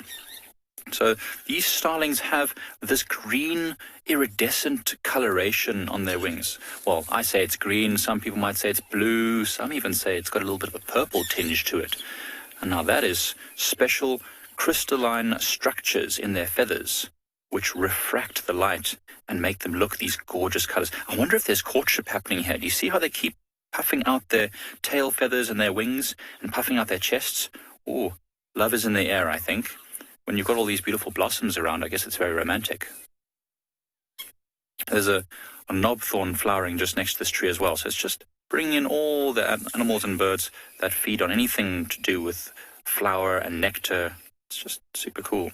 There's that knobthorn over there. It's quite a stark contrast. The knobthorn's got 0 leaves at all, but it's covered in these little yellow fluffy blossoms. So it's really, really quite awesome.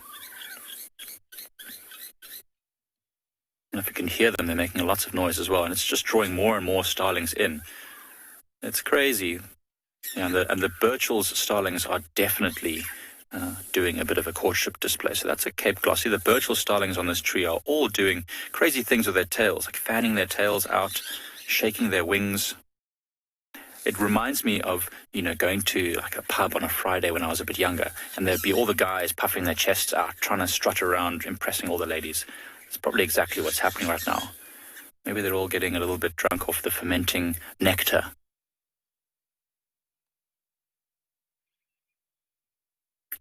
All right, so what we're going to be doing now is we're going to stick around at the dam and see what's going on, but the next person you see will be Mr. Norman Chauke.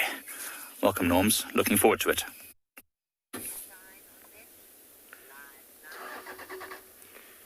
Right, we're back to our jackal's den, and these jackal pups have been our main characters over the past almost 5 days now.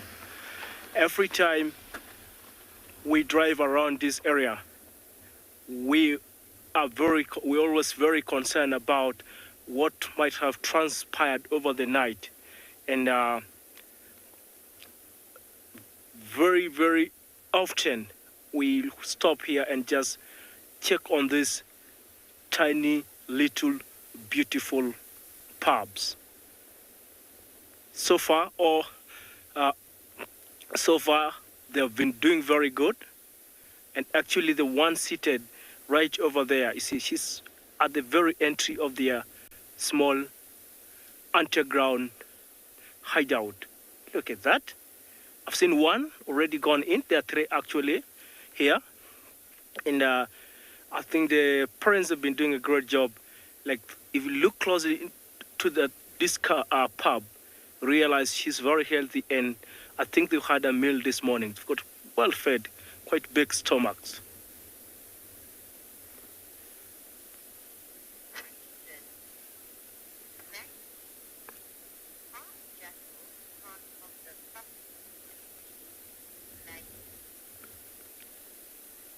Nagi, we got a different type of or species of jackal. What we're looking at the moment, or the most common type or species here in the Mara, is the silver jackal, though we've also seen a few times the side-striped jackal. So jackals are actually a species on its own. It's not a subspecies. Right, every morning, it is,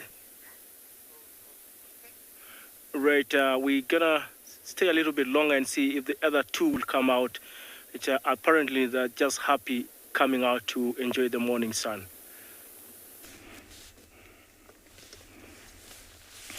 Hello, look at this. Once again, I'm back at the Tswalu and her kitties, and looks like they're having fun with each other, which is beautiful. It's amazing. This is the Tswalu cat, one of Africa's small cats. Very rarely seen, usually very shy, but this beautiful mother has let us, for the last 3 days that I've been coming here, to get closer and enjoy her interaction with her little kitties. Tswalu's are territorial, or they do have, sorry, it's not territory, it's a home range of up to over 10 square kilometers, where they overlap each other's what we call home range, and they give birth to up to 4. She's got only 2. They feed on small, rodents, birds, snakes, grasshoppers. Those big ears act like a radar for listening, and they usually pinpoint small, prey inside grass, and they leap. Oh, look at that. How beautiful is that? Doesn't get better than that. Yes. These are the joy of being out on a game drive early. Looks like she's been, spending a lot of her time with her little ones, which is necessary to make sure they're safe. And that means she's been eating well, so she's got plenty of milk. At the same time, she's got, enough food brought back to them. They're already eating solids.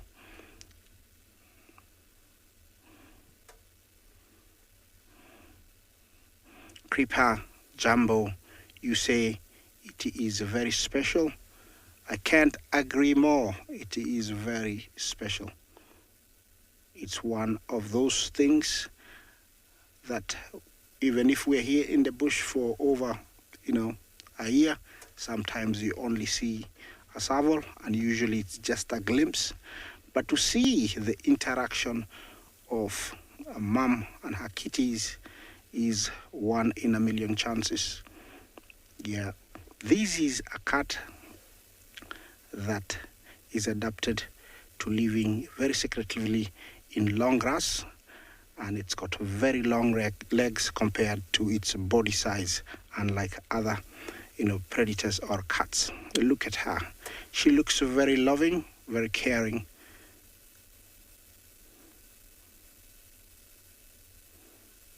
I hope you're enjoying this. Remember to continue talking to us. Hashtag Wild Earth is the hashtag. Questions and comments are very, very welcome. Yeah, I can stay here all day. I hope you feel the same.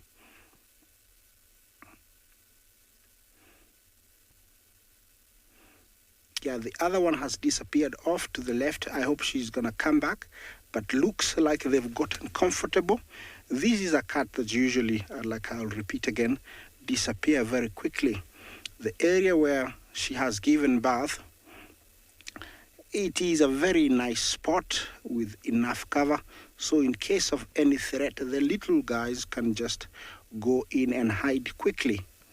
I'm going nowhere, but we always have to we have more things to show you, and beautiful ones.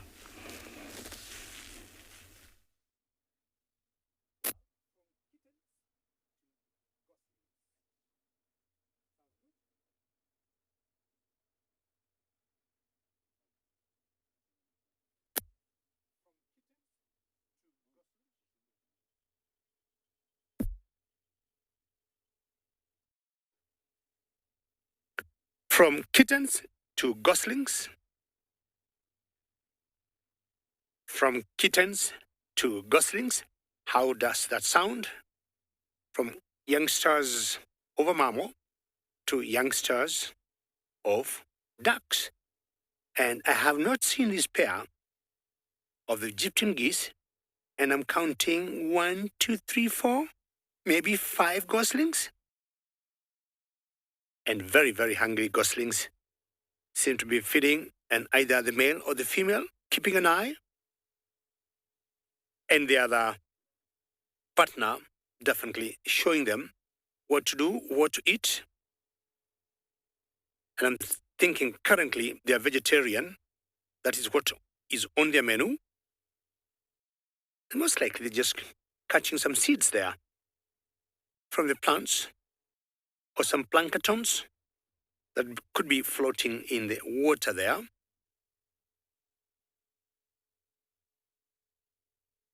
Anytime I see goslings, they remind me of anything small, like the calves I was watching earlier. I think today is one day we're seeing very small lives of different animals. We had the pups, we had the kittens, I had the calves, and now I got the goslings. This area is always swampy and always have a lot of water. And you can see there's a lot of bird life here. Those are the greater egrets, of course, much bigger than the cattle egret. And the greater egrets are not gregarious like the cattle egret. There's another stock I love, the yellow-billed stock. Sometimes we call her the woodstock. I would guess she's there for feeding.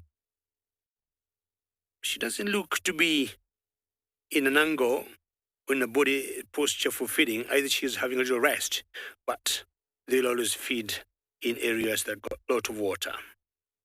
Now I'll be moving on. I want to go to another area of the Mara River, like where Isaac is, and find out what happened after we had that big crossing of the wildebeest maybe 3 weeks ago. How incredible is this? So after that pride, we decided to take another road, found some tracks of lions, and as we tracked them down, it's that pride with the white lions, the Birmingham pride. And also the young male, remember the one that had the injury for some of our viewers? So he's also still with the rest of the pride. So we will see him right now. There he is.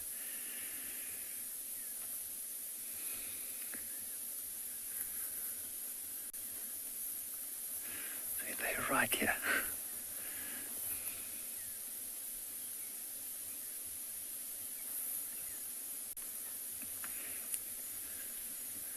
I'm glad to see that he's still in a good condition and that he's with the rest of the pride. Now that one that we're seeing there, so she's one of the younger ones within the pride. So that's the sister of the young white female.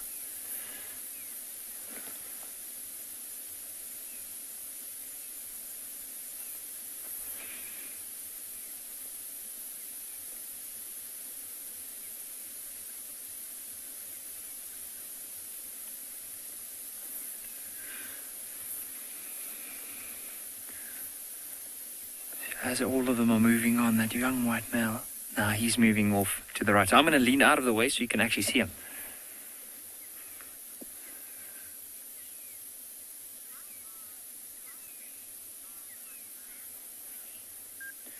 least with white lions, it's not something that you just find within nature, and it's really a special treat to see them, though.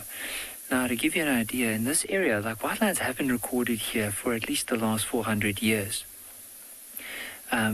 Most of them probably just from word of mouth from the locals that used to live or that lives in the area.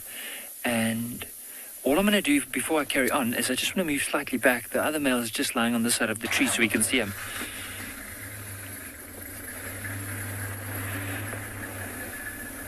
Here we go. I'm going to stop like this.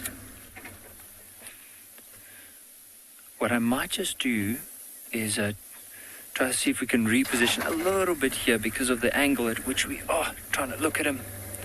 There we go. But so white lions isn't something that you just often see. There has to be specific places where you can actually go and see them. Now, one of the places, of course, is here at Ambient Ngala. So there's two white ones currently with this pride. And I know in this particular area or this particular section that we are driving in, there's only a few of them that are around, naturally occurring white lions. So very special to see.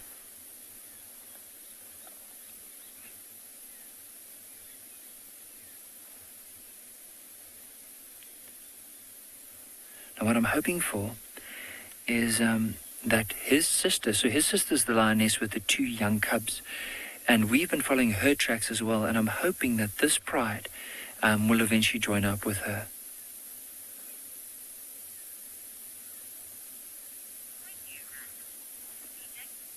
But an incredible way to start the day.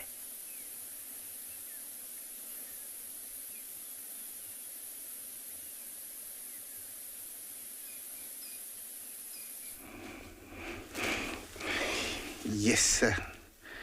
Our kitties have gotten really comfortable with us.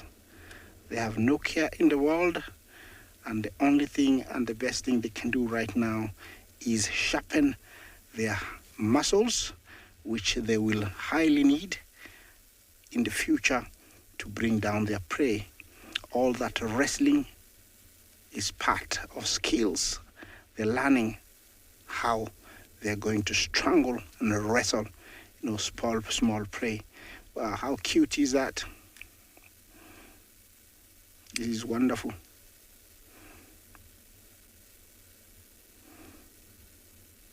These little guys, I think they're about 2 months and already very, very active.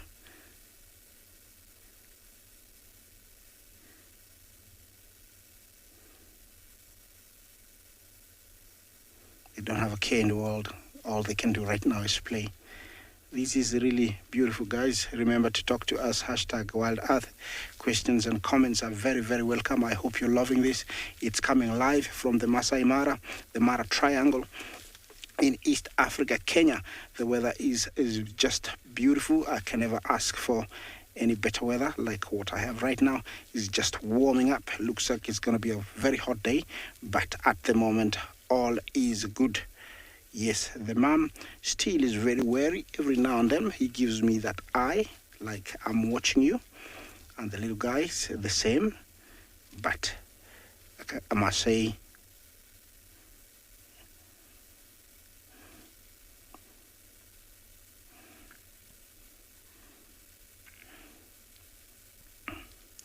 they have a home range. A home range is much larger than a territory, and it can range from 10 to 30 kilometers, and within that home range there could be more than one male. Of course, if they meet one another, there's always a fight, there's always a scuffle, but because there are not that many, I don't think there's many cases of them encountering one another. A territory is much smaller, and usually it is marked by scent marking using urine, and also scent marking using their smells, where they would rub their bodies in bushes. Several cats don't do that. They just wander around. They scent mark only in areas where they need to communicate and say, I Isaac, and a male, I'm looking for a female. That's the kind of message, they send to find each other. And once, a female or a male find each other, they'll mate if she's in season, and then they part ways. And like, lions, where there's a dominant male and it sticks with the female, they part ways, very much like a leopard. A Tswalu cat is the same, only that it doesn't hold a territory. Look at these guys. They don't hold a territory, they have a home range which is much larger. Yes, it's hard to believe that, these little guys can roam that distance, but it is so. I must say that every time I have come here, which has been about 4 times, I have found the mother, and it gives me confidence that there is enough food for her to bring back to the little guys, and that's why she's not bothered to be away every time. It gives the little guys more confidence to come out, which is a bonus to me, and I'm very thankful to her.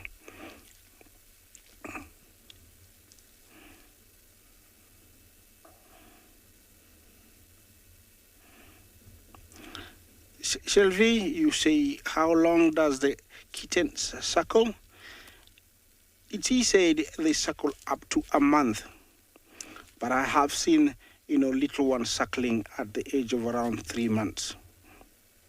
I would say when there is abundance of food and they start eating solids early, at the age of around 3 weeks, 1 month, then they stop drinking early. But when there is scarcity of food, they will drink longer, very much like other cats. Shenzi, I think I gave you your answer. Yes, and they are independent at around 12 months to 14 months. That's almost a year. Very early. Yeah, that's when they split ways. It looks like she's enjoying the sun, the mom. I would say of all cats, it's one of the most tolerant to her kitties. Leopards don't tolerate this much of disturbance from little ones, lions neither, cheetahs, but the Tswalu is just very tolerant. I would say this is one of my best experience to see interaction between a mom and her little kitties. I've never seen this much interaction. I have seen, kitties, but not this close and not for this long. It's just super cool. Yeah, look at her, even she's trying to wrestle. Yeah. It's nice that, she stood up for us to see her size. She's quite big. They can weigh up to 18 kilos. 18 kilos, but read this one here, I would say she's a good, maybe 10. She's a big one.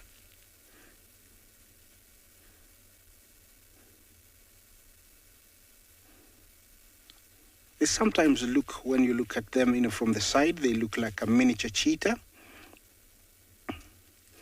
But they do have a very short tail. They don't have those stripes from the eyes to the mouth.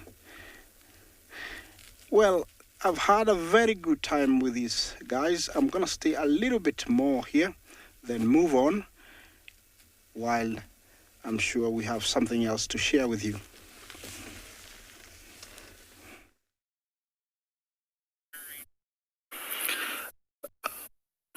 Beautiful Steenbok here. It seems like it's just, having its breakfast.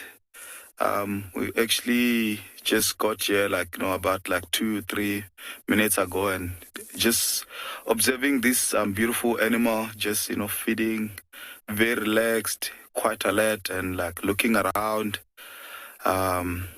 Such a stunning, just to see animals behaving naturally on their home. Hi everyone, my name is Norman and behind the camera it's Odi. Please welcome to Eco Training Prideland Conservancy. It is a beautiful day here at the bush. Yeah, we have a very, very beautiful animal here, as you can see. It seems like now it's making the most of all the small shrubs. It's not really like, feeding on grass. Look at that, it's running away from us. Very alert animal. Perhaps I'm the reason why she decided to sort of like run away. This is a female steenbok. Male usually carry small horn. Marshall, so what you find with most of the antelope, they have like, such a big, beautiful ears, and it's just related to their awareness and living in the bush. They have to listen to their predators being a prey. Just if you look at how this animal now is feeding and like, also like, channeling those ears. So it is quite important having those big ears just to listen for any sign that will indicate a potential predator around. So yeah, it's related to their hearing. And if you look around here, it's in a quite an like sort of like an open area, but as well, like there's some shrubs and big few acacias tree here. So he or she has to sort of like have those big ears so they can hear when predators are around, like, or anything that will pose threat to these animals. It's just beautiful to see how it's actually feeding.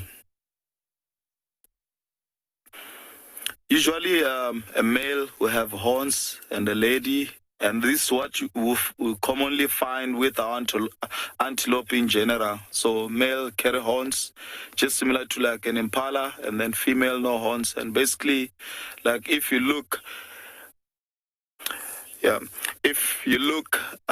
at their social structure, ladies normal don't really have to, fight for territories, etc., etc. But males has to. We're just gonna stick around here, or probably carry on, just to check at Glovo Dam what's around in that area. And What small, beautiful antelope. And here we still have this bride. Always this female sniffing up in the air. It's probably because, the sky is opening slightly since it's been heavy cloud that take place since this morning. So this is a chance when they look up in the sky, possible of, they look for vultures flying right up in the sky. With this animal, they can use vultures sometimes. That they believe that when a vulture is flying up in the air, it's definitely something they're trying to scavenge. Remember, they're one of the scavenge. So they might sometimes see them, looking at the vulture, or how vultures are doing up in the sky. And if there's a chance that vulture land, showing a sign of flying inland, and they were definitely going to run into that area. But scavenging is not only lions, and it's not only leopard. All carnivorous species can do that. But some of them are just not capable of doing it because it comes from you learning. So, and this is how they're capable of doing it. But seeing them separate from now the rest of the pride, it's a sign of, they've been on a hunt the whole night. So, I'll take another moment here, see if they ever stand up for us or do something differently.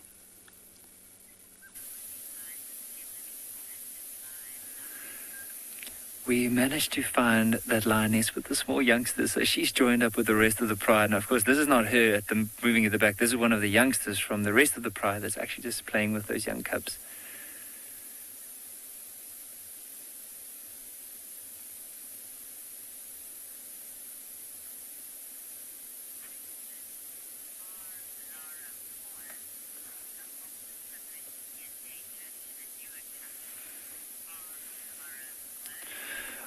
Laura Moore with the pride. Now, I'm just going to carry on so we can keep up with the rest of the pride. There might be another ranger that wants to also come and have a look. So if you do hear me going down to grab the radio, you'll know why. But so, at the moment, they aren't a danger to them. They could be, especially when the mom reintroduces them back to the rest of the pride. However, they have been with the pride for quite a while before they separate again and then joined up. So the chances are now they're pretty safe, and also those youngsters, whenever they play too rough, they'll actually lash back at the older lion, but also the mother would be around to make sure that the youngsters are all right. So we're going to try and see if we can get another glimpse. There might be one view from here before they cross into a drainage line.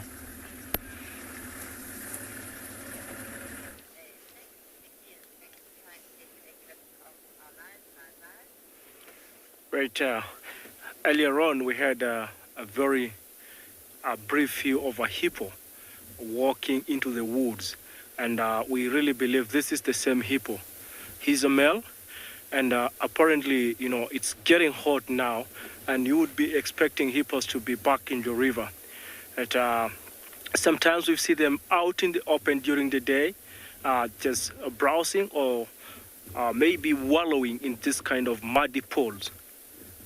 This tends to happen more occasionally when there is a fight in the main river, and a loser is always kicked out of the family pool and just going to get out and try to look for another place to hang around until he probably gathers the confidence to go back and fight for his position in the river.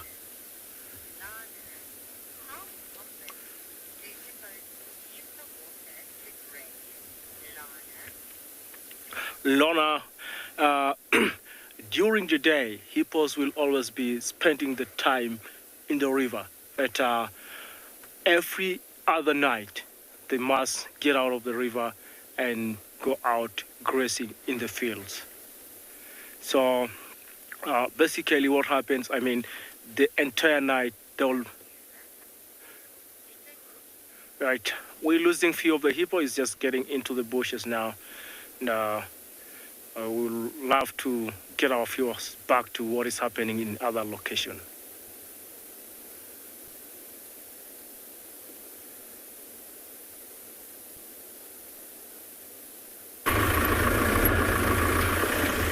Alrighty guys, we've just left the kill site, maybe about 20 minutes ago, and we've got one of the big boys and then mom with the cubs actually heading to what we think might be water. I'm just going to go around so that you can see them from the front. It's always epic to have a male lion approaching you directly.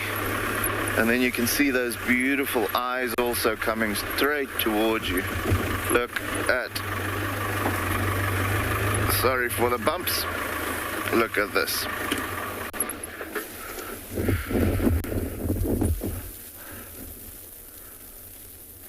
You can see the little ones coming there with mom at the back. She's had enough of the sub-adults. So with all of their bellies being nice and full, I feel like she's decided, you know what, we are going to head off. This guy looks like he's going to come right past the nose of the vehicle.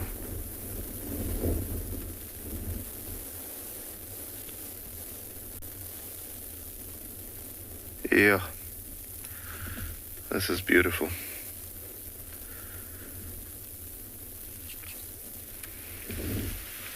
So yeah, guys, have a look at how close he's coming past us. I'm not going to move too much. I don't have a door. Certainly,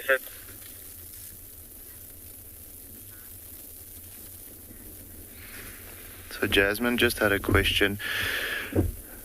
Would these lions become those distinct black mane lions? And yes, absolutely. With us having only the Kalahari lion in the reserve, or the Kalahari lion gene, for these little cubs, when they grow up, those of them who are male would become that distinctive black-maned male lions, like the big boy that we just saw walking past us.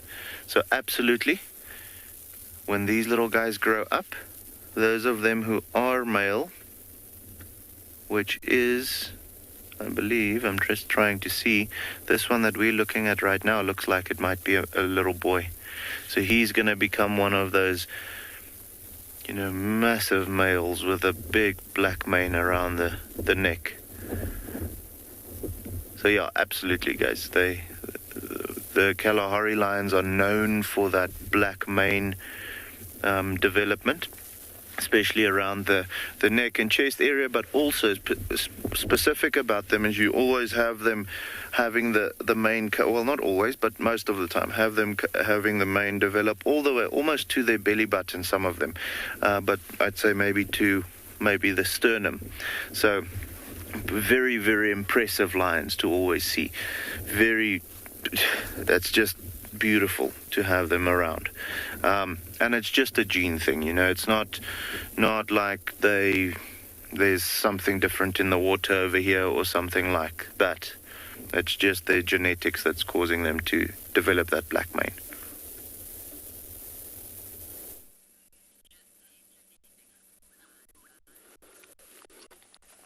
It's beautiful, isn't it? The mane, black mane, and this pride. They don't look like they're going to go anywhere right now. Looks like it. There's only one cub that has stood up and joined the rest. When I was counting, thought I counted 6 cubs here, but it's 5, which only one discovered one, which is female within these juveniles. But it looks like, of course, this pride, they've been doing very well. Since they're well known in the area here when they first came into the area. And that's how they get their names, in Nkuhuma, Pride, which they were first spotted under that tree, brown ivory tree. And from there, that's where they're named after that tree. And we've been seeing Nkuhuma Pride, the number go up, increase, and they go down. That was because of, when they're around here, in the places where there is no strong male can dominate that pride. It happened a lot. When the dominant change, another coalition of male take over the pride. Remember, it's all about killing. For example, this juvenile here, they're still under age. If it ever happened, which I don't wish it that happened, but there's another coalition of male take over this pride right now. And definitely these juveniles will be all wiped off, be killed by arrival. And then again, this is what will happen. The arrival, they will restart to mate with these female. And then, of course, if it happens again, that pride doesn't stay longer, the killing is going to happen over and over.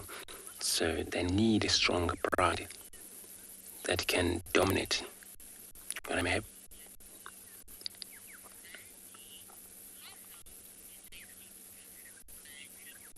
So, Randy, how long can I feed for? So, goat can I sleep for? Sorry, I just missed that question. Lions, they sleep for 24 hours, depend on what day conditioned.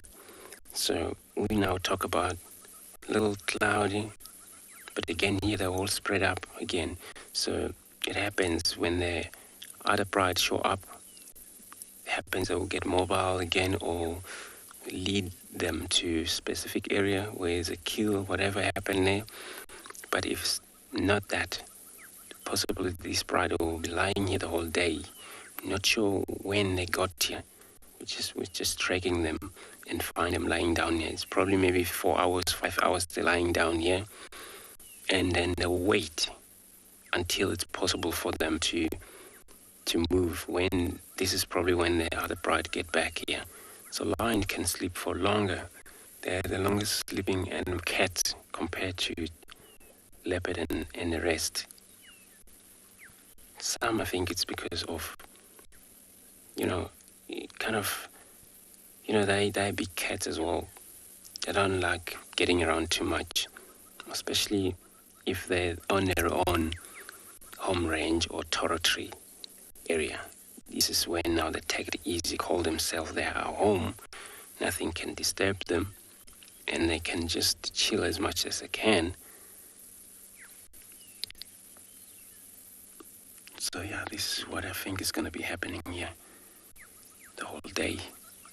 See how it's such a beautiful, look at the grasses color, and then look at the color of the animal. Isn't that built such a beautiful color in there? Again, I'll wait here. I'm not going to move anywhere right now. Yeah, guys, incredible how that camouflage is just perfect. I mean, even around here, we've got a lot of red sand, but also a lot of, dormant grass at the moment. And you can see, it's just incredible how when they start stalking, how they just disappear. But yeah, it seems like the water plan might have been discussed, and that's not going to happen anymore. It's time for the dessert for the little ones now.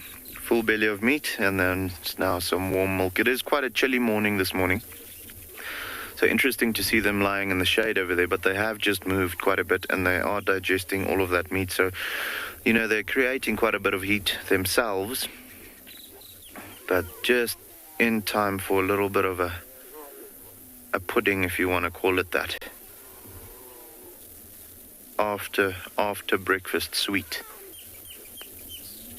The male is just at the back where he went and lie down, just about 100 meters off, or before the females, just behind that big bush that you guys can see now.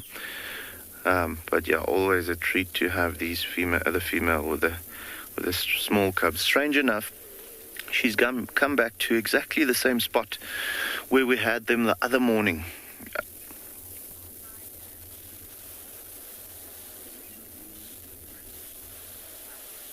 So Tyler just had a question: at what age will these males leave their mums? Tyler, that's a difficult question to answer exactly, because it's again up to their development, and also to a certain extent up to when some of the female lions within the pride goes into estrus, as soon as they've realized they like girls more than just friends. So what happens is, typically, it's not the mom that will decide these things. She'll have cubs maybe even before they leave the pride. So she'll have another litter before they leave the pride. But as soon as the male cubs within the pride start showing interest in the other females, as soon as there's maybe one that's going into estrus and these boys realize, there's something happening inside me and I don't know what to do about it, that's when the males of the pride will actually push them out. So as soon as it becomes like a competition factor for the current dominant males within that pride, that's when the dad will push those cubs out, and then they'll have to go off and be, nomadic for that first couple of years of their life until they can actually take over a pride. So typically you'll find them being pushed out between the ages of 2 to 2.5 years. However, in this particular case, those two boys that we saw this morning, they were pushed out a bit earlier, about probably around, I want to say 20 months of age, they were pushed out.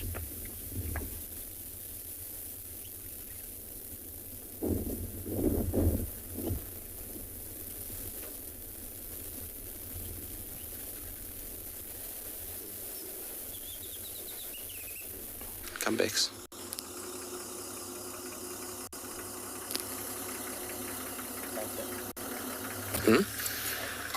Right. So, sorry, everybody. My radio is not working very well, but at least we found a leopard. We've been tracking this female all morning, and we managed to pick her up. Now, I think it's Tswalu.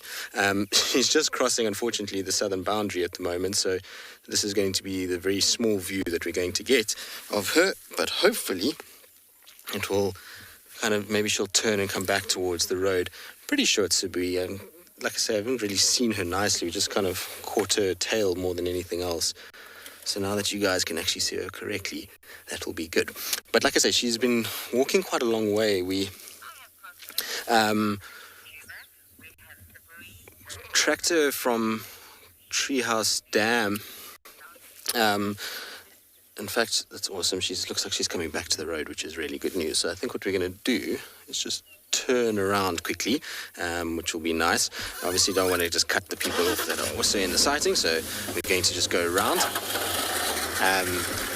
And so it's really cool to see that she's here. What's interesting, though, is how far she's walked into Djuma. So we know that she comes into Djuma every now and then, but her route now,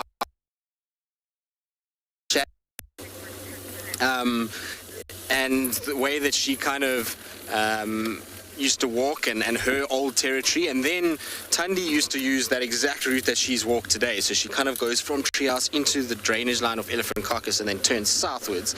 And so it's interesting that she's starting to go further north.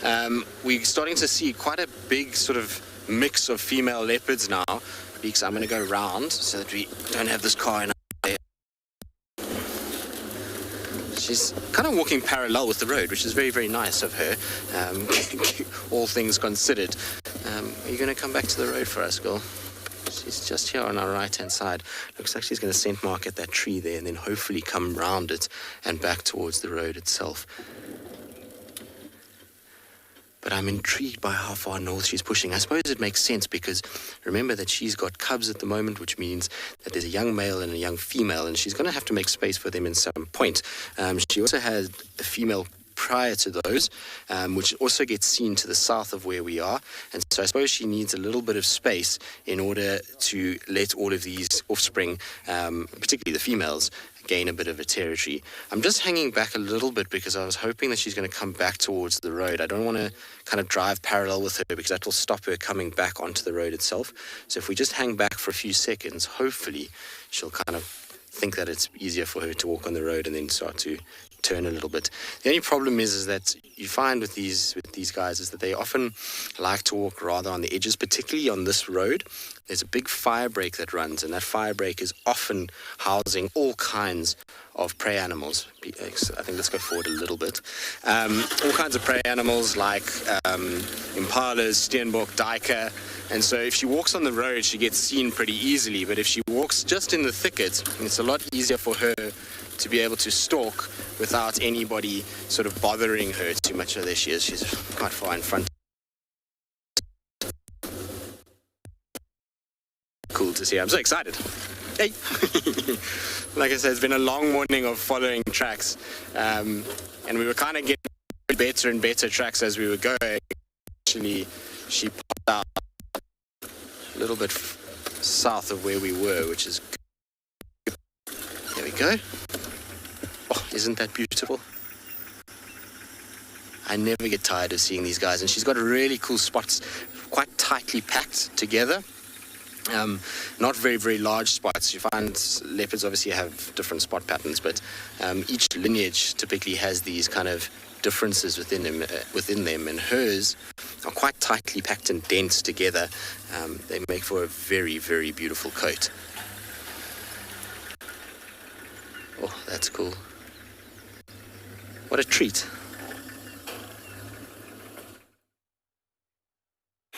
Well, very well done, Tristan. I remember the last time I was in Djuma, we used to call you the leopard whisperer, and I almost took your name, but then I didn't stay long. I had to come back to East Africa. Well, we got a giraffe here, just, I would say, lying, sitting down. It's quite unusual because they know how vulnerable they are in that particular position. I'm not sure she's being sleepy or she's putting her head down there or she's grooming herself. Occasionally, they also get mites and ticks or some sorts of parasites on their hides. And maybe she hasn't been visited by the oxpeckers that normally come and pluck them out. And occasionally they have used their tongues and their teeth when they get very itchy and they think they got those parasites there to get them out. Some of the ticks, I think, when they get embedded on the hide, they're quite painful. Do you want to wake up? Just see how Giraffe wakes up if she's going to do that. Or she swings her neck forward, back legs up, and the front ones. It's always quite a production for Giraffe to be on her feet. And if there's any concern of a predator, for her to take off. And being ruminants, you can tell she's regurgitating what she had maybe eaten earlier and rechewing it again, going to their four-chambered stomach. Now, I came to this area because on your right, Bungay will show you where the Mara River is. I apologize, Bungay, for taking you to the wrong direction. But all that tree line you see there, that is the Mara River. And you remember 3 weeks ago, we had a massive crossing with Isaac, where we lost, or we had so many wildebeest that died, many of them. And that area looks like a pocket of death. And it was very intense to see how they struggled to go up on that side. But what I'm trying to say, I've just visited that area, and surprisingly, there is nothing. There's nothing left, no bones, no skins, and almost no vultures. It has been cleaned. And with that, I'll be moving on to search for animals, as this giraffe is also moving. Thank you very much for the updates on what is happening in the river. I was actually thinking of going there after here. And apparently we've come across this small herd of elephants. And it's been a very good morning full of babies. This seems to be a season for babies here in the Mara. And again, we got babies again, baby elephants, very cute. And look at that one. She's curious looking at us. Now she's walking close to mom. And a bit to the left, there are two slightly older one and a tiny one that's been spending time or playing. Look at that, putting her trunk on the young one. Probably the trunk is becoming heavy. She needs to kind of anchor it on something, and then they start walking. Wow, so amazing. Just in the grass, you can as well see egrets. These are cattle egrets, birds that associates a lot with the larger herbivores. And you always see them with either herds of elephants or buffaloes. And the primary reason here is they benefit a lot from these big animals. They feed on insects. So when the animals are walking in the grass, then the feet kind of flush out small insects like grasshoppers. Then they go for them. Right, yeah, look at that. We carry on. We've been seeing a lot of elephants spread all over in the Mara, which is always cool.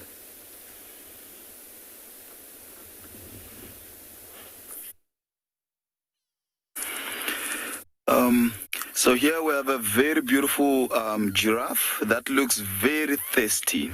So if you look at her, she's about to have her morning drink.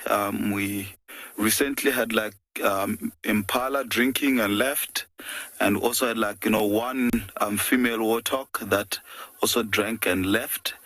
And now it's the giraffe's turn to drink water. And look at that. Look at that. And there's two oxpeckers on the animal. So it's just a matter of being very sensitive and also being careful. Because if you look at the position when they bent their two front feet to drink, it kind of put them on a very awkward and vulnerable position that if a lion or any predators that can prey on giraffe is around, it can really get to the animal and put it down really quickly. Can see now it's listening if there's any signs before drinking.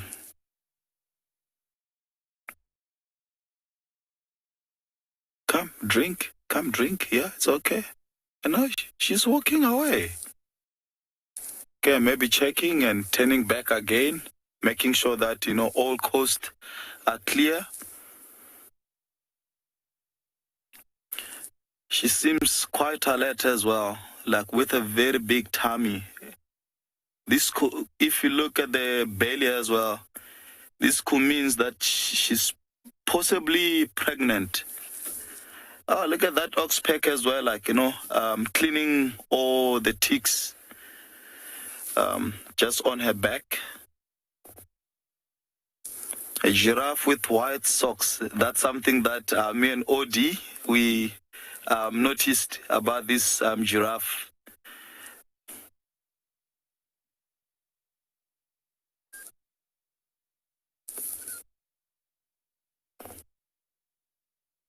She seems quite alert. She just had one sip. Maybe she'll come and drink again. She's just checking if the coast is clear. And especially lions hunting giraffes. Now, you'll notice with this pride, the other day we had them on a giraffe carcass. And it's not just lions have to be so careful because, you've seen that giraffe, you've seen the power in those legs. And one wrong move from a pride of lions, or even from one lion trying to grab the back part of a giraffe, could mean death. Because one good, well-placed kick is enough to crush the skull of a lion. Now, you'll notice what these lions are doing at the moment is with lions, as it warms up, they tend to move into the shade to cool down. Often what they'll do if they're warm, of course, through behavior, but another thing they'll do is panting. Now, look at this young male.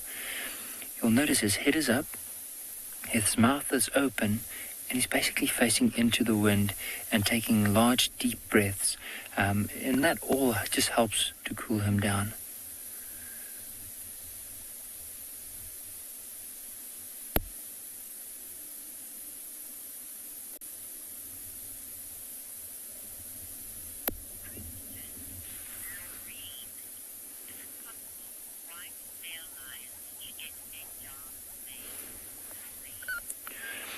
Loreen, they tend to get a darker mane. So this male, for example, when he was born was as white as snow. But as he started getting older, he started getting more of a yellow wash to him. And that could be because of just being dirty in one way. But the other thing is it won't be a white line with a completely dark mane. However, some of the males that do tend to have a dark mane, if they have that white pigment, will be slightly darker overall in color. It won't be just a white line, completely white with a dark mane. And the other thing about these lions is it's not an albino, it's more cystic. So it's the same gene that causes that white color within, or there'll be albinism within lions, but not to the extreme of albinism when you look at leucistic lions. So he still has pigment around his nose, back of his ears, underneath his pads, but he won't have a very dark mane.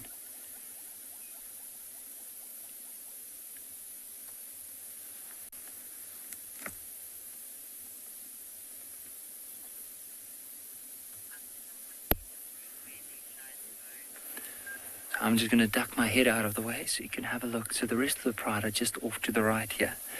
And I wonder if that wasn't a call from the rest of the pride telling Liz, come on, let's go. But you'll see the cubs are also going to join soon.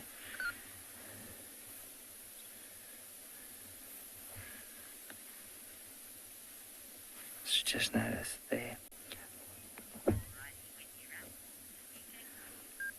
And it's incredible. Look at the size difference between all these lions, especially this young white male. I mean, the male closest to us, and then look at the cubs that are now going to be moving into the screen.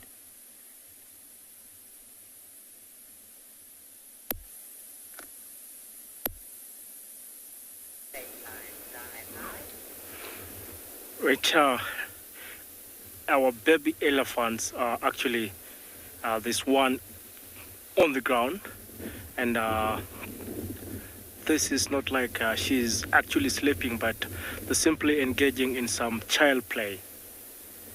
And you can see the ears are moving, and the baby next to the one lying down is kind of on our knees. And one interesting thing about baby elephants, sometimes when they are feeding, I don't know whether they forget that they're supposed to be using their trunk to pick up the grass or whatever they're eating, and you see them kneel down on their front feet and start like picking grass using their mouth, which is quite funny. Like, way in the background, I can hear some baboons crying. The sound is coming from the woods a bit to the left. And, this is a very nice habitat for the baboons. Bit of forest, very nice, beautiful trees. Oh, there they are. Very nice, beautiful trees to just kind of climb and get some fruits, or probably use it as a vantage point to look around for any likely danger that might be within the range. Far to the right, two youngsters about really just happy playing. You see how they're doing, pushing each other. Elephants sometimes engage in very vigorous fights. These are just youngsters playing. It's a friendly tease, not like a real fight.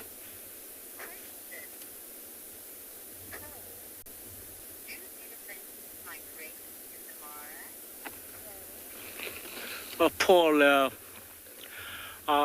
elephants in the Mara do not migrate. What they actually do is they just move within the Mara to exploit different resources at different times of the year. We've seen elephants move out of the reserve up across the escarpment just for probably salt lakes and minerals in the forest areas, then always come back into the triangle. So they do not actually migrate at all. So all year round we see elephants here in the Mara.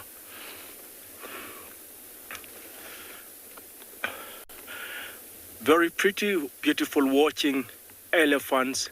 These are very iconic African animals, and it's good. We're happy the population of elephants seems to be growing ever and ever here in the Mara, which is really cool for this ecosystem. They are ecosystem engineers.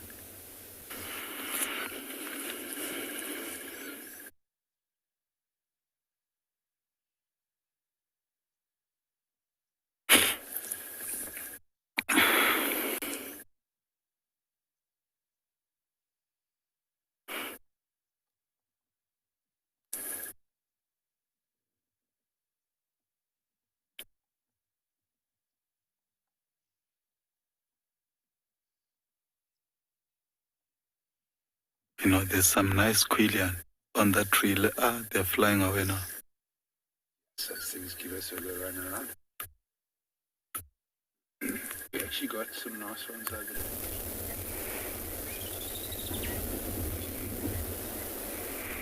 Alrighty guys, so as you can see, a lot of laziness happening now. After the whole morning's commotion, we are relaxing. Everyone's bellies are full. There's a beautiful breeze in the air, and not a worry in the world. So, shame, they are so cute, eh? Look at how he's lying on top of Mom's paw. Very, very cute. So yeah, guys, the male has in the meantime moved around that one boy that we had with this female now. And he's lying just behind the other lions now, flat as can come. You know, just the belly sticking out above the grass with all that meat inside the stomach. Not doing much, just like these guys. But we have actually, David and I discussed it now. We are actually going to come back here this afternoon and try and see. I'm pretty sure they're going to be quite thirsty after that big meal that they had. And we're not too far away from a waterhole, but I feel like their batteries has died now. So with it being a cooler day, they might get active a little sooner this afternoon. And so we want to see if they don't want to go down to the waterhole and have a drink or something like that. Maybe we even have the other two males joining and maybe those sub-adults, and, you know, it might get interesting again. But it's always just a special sighting for me to see them drinking water, you know. Not often that we get to see that. So, I mean, we've been spoiled this morning. But it's been... I've honestly have to say I didn't expect to have all of that vocalization and, you know, all the individuals joining in on that kill and all of that. And I feel like this is...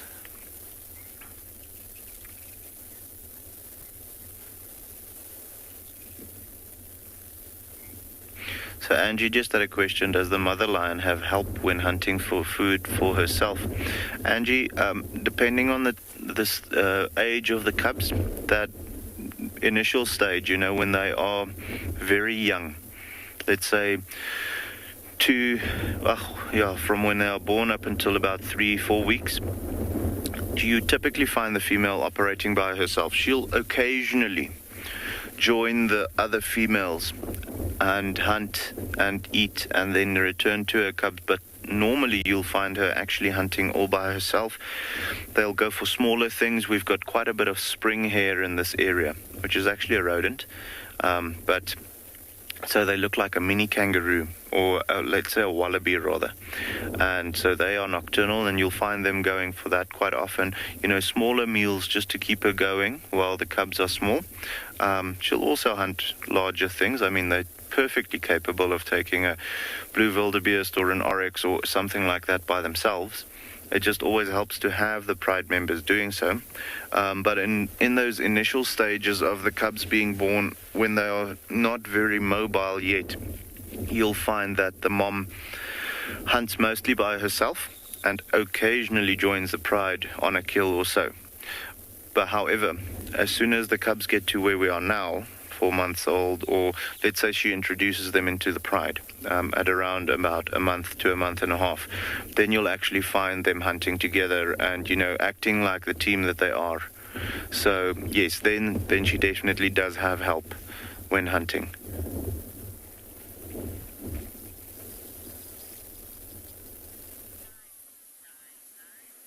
How incredible is this for a big pride of lions?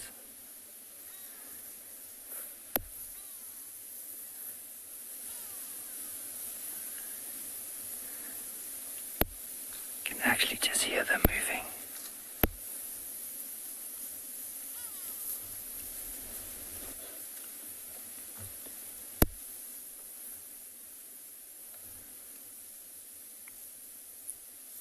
Now, just to give the viewers an idea, so we basically came and we sat down here. We didn't try to move closer to them, or they were moving closer towards us. So we are still, if they get too close, we'll start the vehicle just to show them that we do feel uncomfortable if they get too close to us. But if they stay at a bit of a distance, then we're happy with that. Look at how these cubs have moved on to this termite mound to get a bit of a vantage point.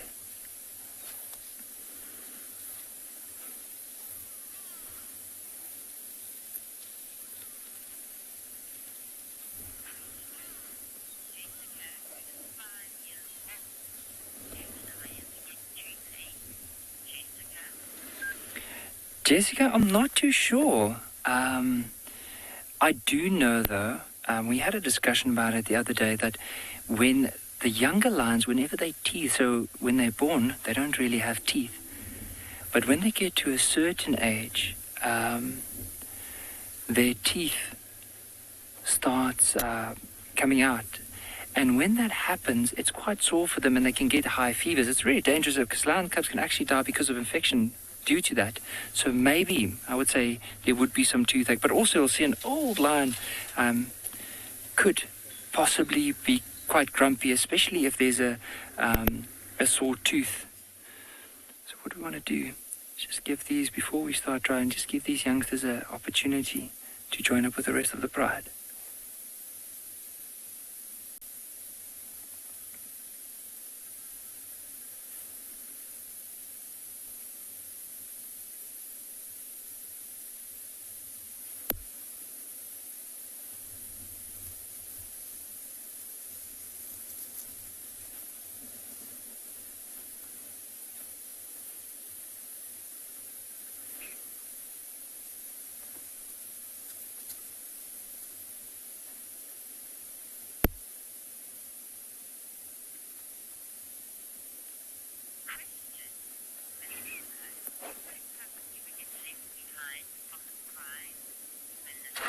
Melissa, it could happen that a youngster could be left away from the pride. So that's why we didn't want to move at all. We just wanted that, like, to give the lions the best possible opportunity to eventually join up and be as sensitive as we possibly can.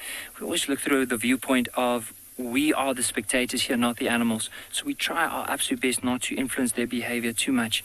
So even now with those cubs moving, what we'll do is we just want to give them some time, catch up with the rest of the pride before we even start following them.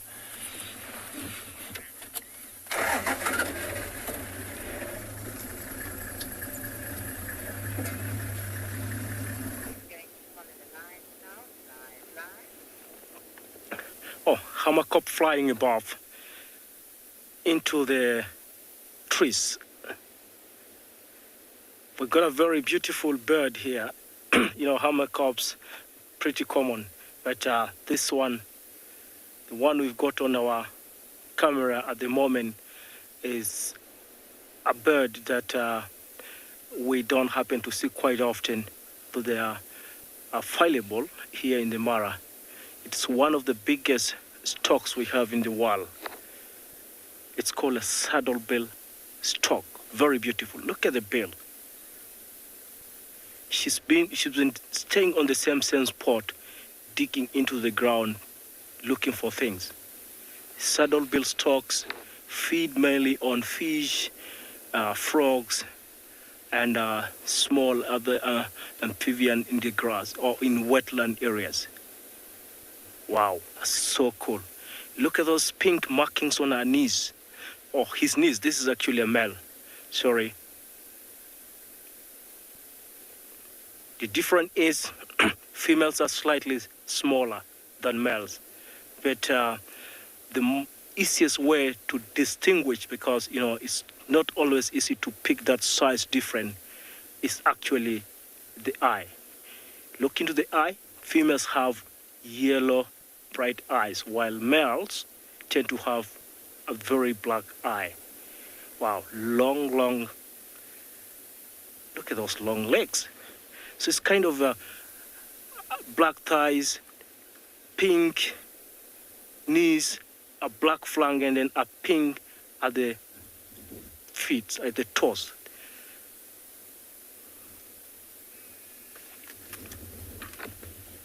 Haven't seen a saddlebill stock for a while now, but oh, look at that.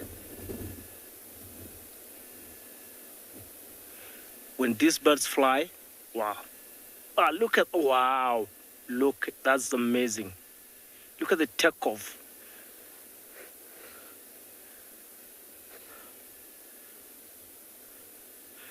Actually, the shape when in flight looks like a cross. I mean,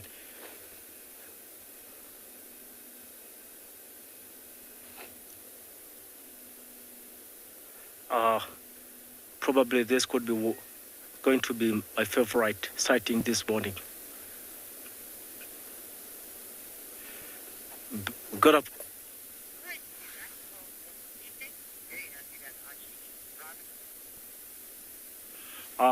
Good work and great camera work, Archie. Something else just shown up on our camera. That's a common physical. a small aggressive bird that normally feeds on insects and small reptiles, lizards and frogs.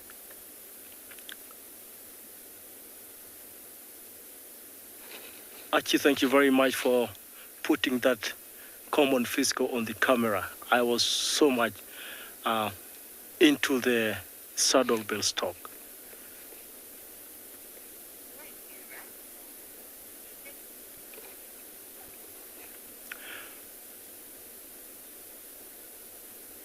This is a vantage point. She's gonna be staying here just looking for food.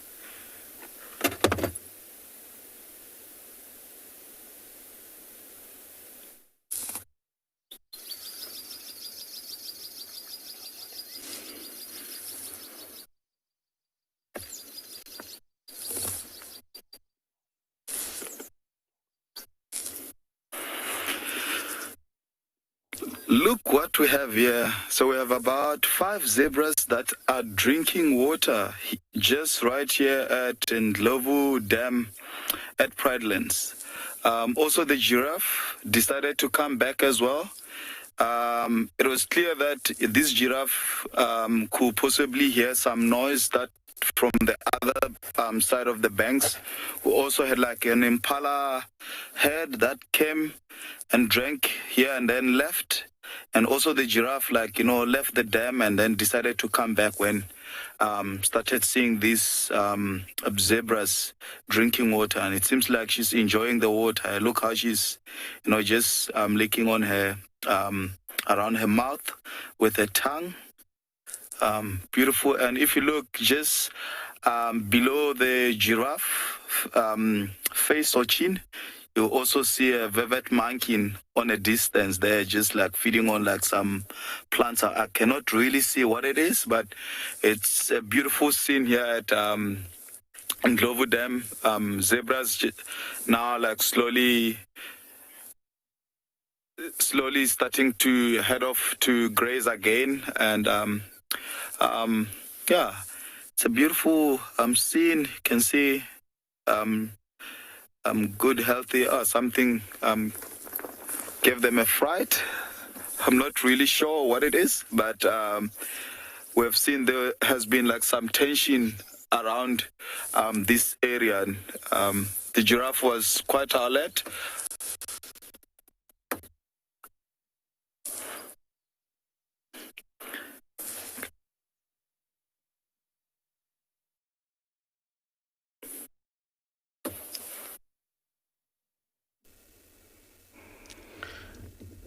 Jumbo, I have 2 ostriches and love is in the air.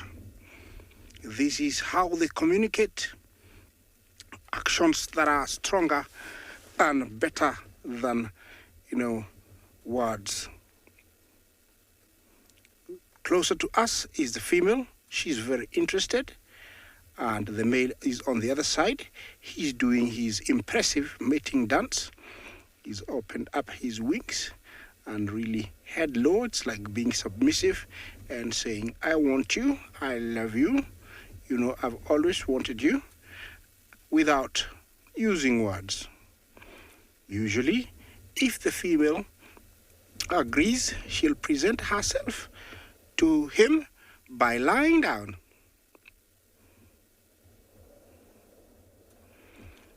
Beverly, yes.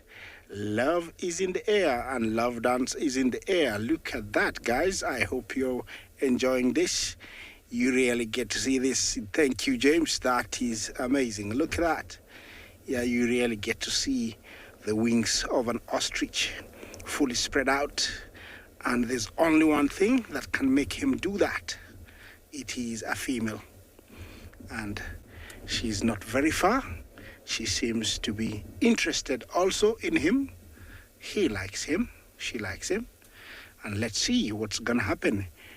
Usually, the male gets this, plumage that excites the female. And I think he's already got it because the female looks very, very excited also. Usually, it's very hard to predict when it's going to happen. But it is up to the female to decide when she's ready. She goes down. Looks like she's a bit busy. filling up her tummy. I hope the male doesn't give up that quickly, because a bit of her mind is still set on her, on him.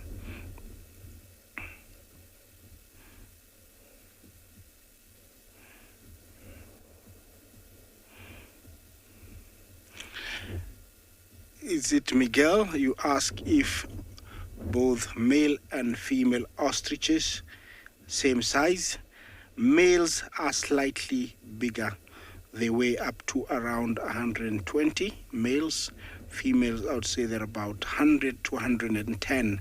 Look at the size of that guy. He's slightly bigger. Yeah, this is what we call the common ostrich, or the Maasai ostrich, found from south of equator all the way here to the Serengeti. That is where we find it. These guys were rarely seen a few years back because they were threatened by ostrich farms. People used to come and drive where I am and just pick up eggs, and so we used to rarely see them, but they are making a good comeback since the government and other bodies started watching all the ostrich farms and how they came about. What is happening to the female? Where is she? Oh, looks like she forgot something. She needs to take care of that first before it happens. Well, this is nature, and it's nature at its best. You can never say exactly when it's gonna happen. You just wait, and sometimes you're very lucky it happens. Looks like she might go down. I don't know. Let's have a look. Yeah, the male is advancing towards her, and he hasn't picked up pace, but usually this is how it does. I don't know. Let's see. He's going. Now he has decided to slow down. Well, it happens when it happens, but definitely it's a breeding pair. Usually you'll find a male with up to even 5 females, and they love when he's very pink, almost red. That is the color of love, and they usually stay very close to him. Yeah, looks like she's interested.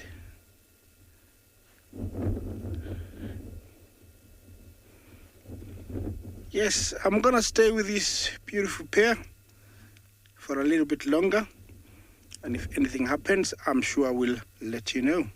Looking at ostriches, their mating or their courtship or their display dance, I think for me, the best I love about ostriches during the breeding season is the dance. They have wonderful dances of both males and females. I like the elephants, which do not have any courtship display. Look at that cow there. Good morning, madam. Coming to sniff us. Just be a bit soft.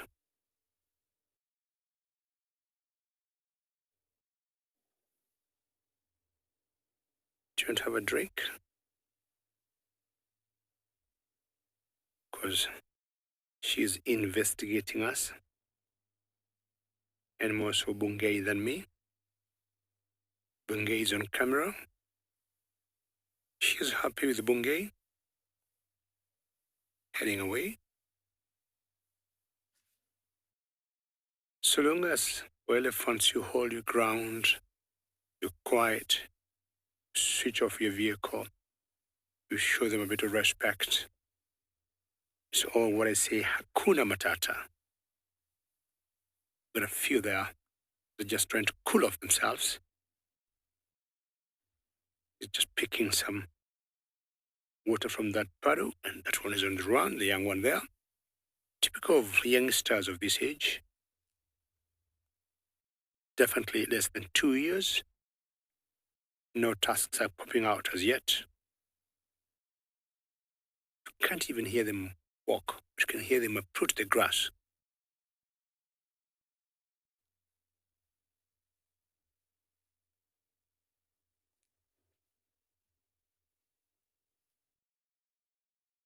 If you look carefully, they're like little raised where they're feeding on, because that's a tamon mound. And in that small patch, that grass is green, and the other area shows you the intelligence of elephants.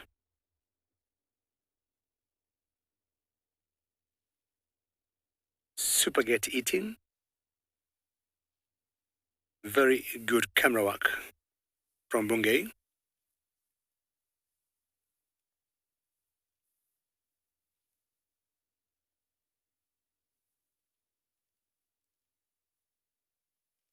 You can watch elephants forever.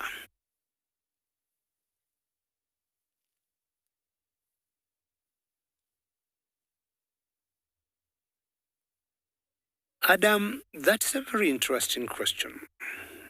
Have I ever heard of elephants eating honey or from beehives of trees? Not sure why they behaved that way.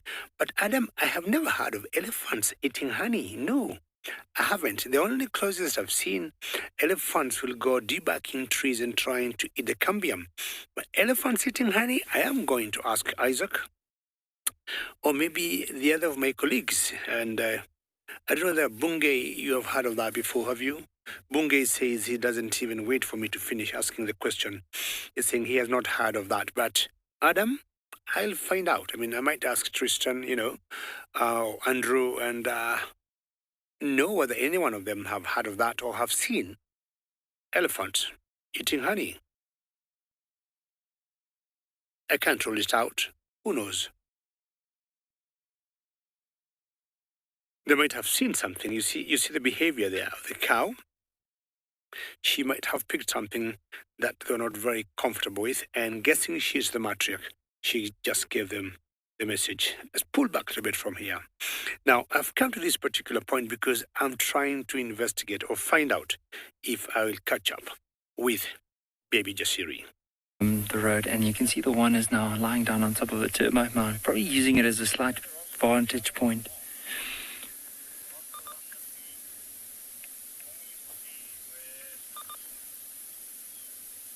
But I can hear one of the tree squirrels going crazy, and it might be because they spotted these lions, and you can hear them just going like, you can hear a slight fade or a call in the back going like tick, tick, tick, tick, tick, tick, tick, and that's that tree squirrel, so probably spotted these lions.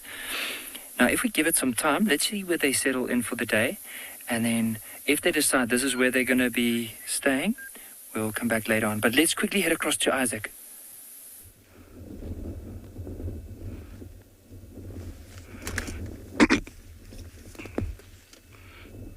Comms check.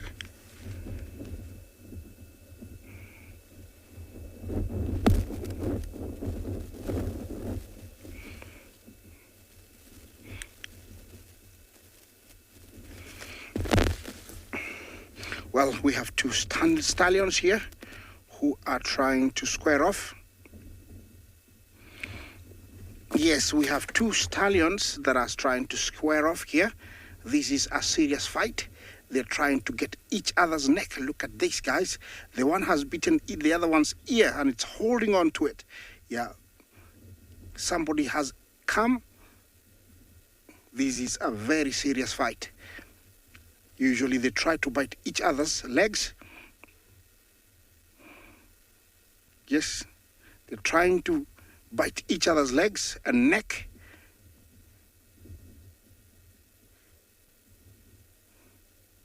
Definitely one is trying to, make sure that and send a message that he owns the females or the mares, and that's why the fight is so intense.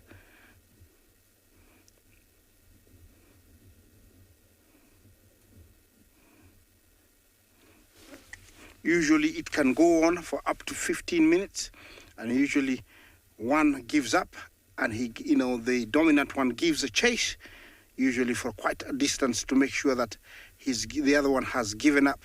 It is actually disturbing the mares here. You can tell they're not at peace at all.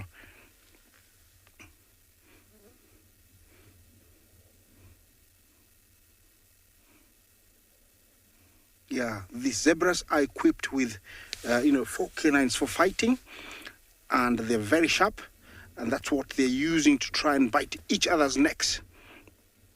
Yeah, looks like the females, like that one. And they're taking away, he's taking the females away, the males. This is amazing. Look at this. Yeah, the girls love him. Is he going back to confirm or, send a message?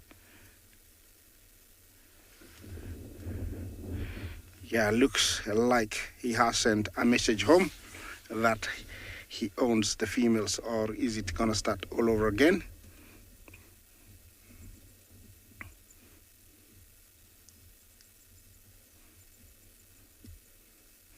Yeah, the message has been sent. That was amazing. Yeah, that's super cool.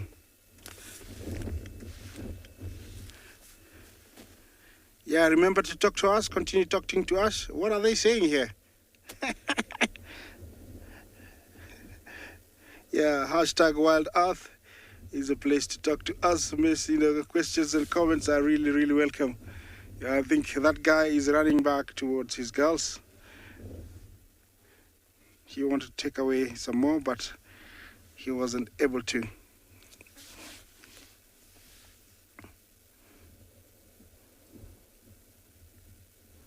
Or maybe he's a troublemaker. He's going to challenge another male.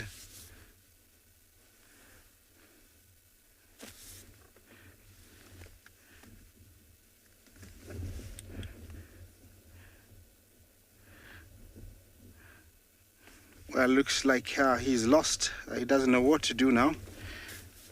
He's left in between everybody. Yes, that's how, males, stallions, take away mares from other males, is by fighting them and then forcing the females to follow them. Looks like that guy tried, but it wasn't easy, so he's gone back to his old dazzle. Okay, I'm gonna keep moving on. Hope we can find something else for you further down. Yeah, it's all relaxed now. You can tell it's finished. That was super. Yeah, I'm gonna continue. See what else we can find further down.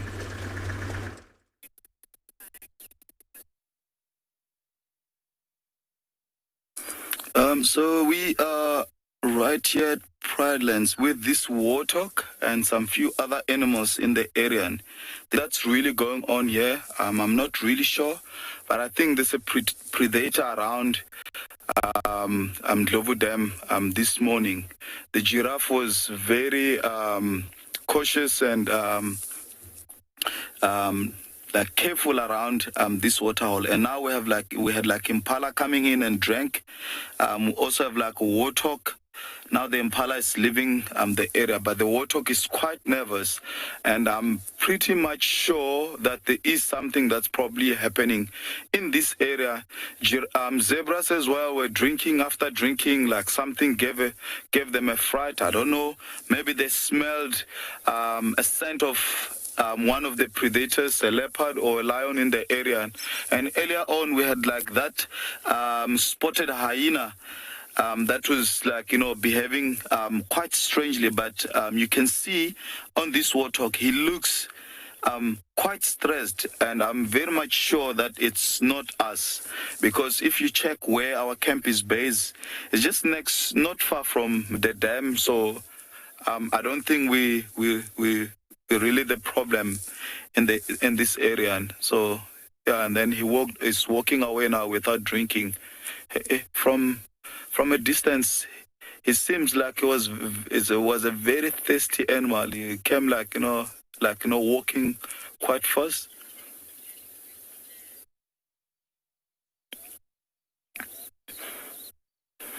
So probably yes. I think the same thing that spooked those zebras is the same thing that spooked this warthog. But you can see on our left where like Nyala, bull or ram also coming towards the water hole to drink, but they seems quite relaxed. I can also see a massive head of impala as well on our right, just above the Egyptian geese, impala coming to drink. So let's hope whatever it is, if it's a leopard or a lion or wild dogs or hyenas, comes and show off, or we see some action. I can see a very big head of impala coming to drink slowly, but I don't see them portraying any sign of stress. Oh my God, look at that. They just changed. So there is definitely something happening here that I'm not quite sure what it is, but yeah. So let's hope the bush keeps on talking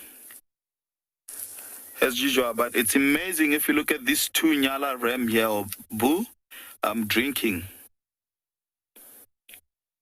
Those are two Nyala rams. There's a big sexual dimorphism between male and female, which are my favorite antelopes. So if you look at the female, she's quite rufous or brown in color, but these two champ, or the male in particular, is very dark in color and almost like wearing like a springbok socks with those spiraled horns, while the female do not carry horns. If we relate back to a Steenbok female that we saw earlier this morning as well. Okay. Oh, water coming. I can also hear grey go-away bird giving an alarm call at far distance.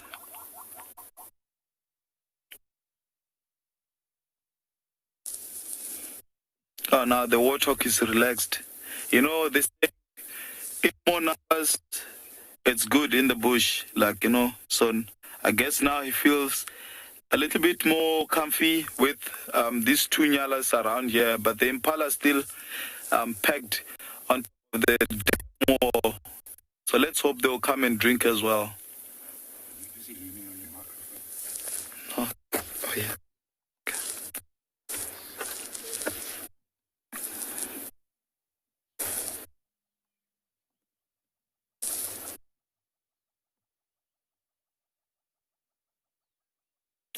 The impala seems relaxed and making their way now to drink.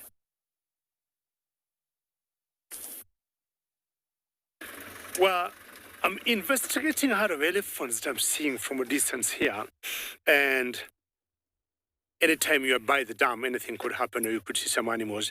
But what I'm trying to say, I'm trying to locate baby Jasiri. And I guess you could be in this particular herd, but I've been very patient, and all the elephants here seem to be having the normal walking gait, feeding as they should when they're all fine, and I've not seen baby Jasiri.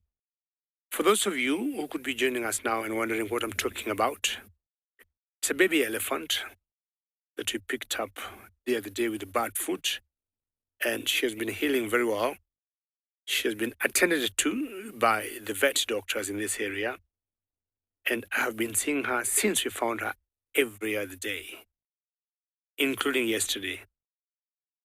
It's only this morning I've not been able to see her, and I'm trying to find her because I want to know her progress. I have felt very attached to her, and Jasiri is a local Kiswahili word that translates to courageous, because she's so determined to leave. I'm gonna move on a little bit and go look in certain particular bushes where I think she could be.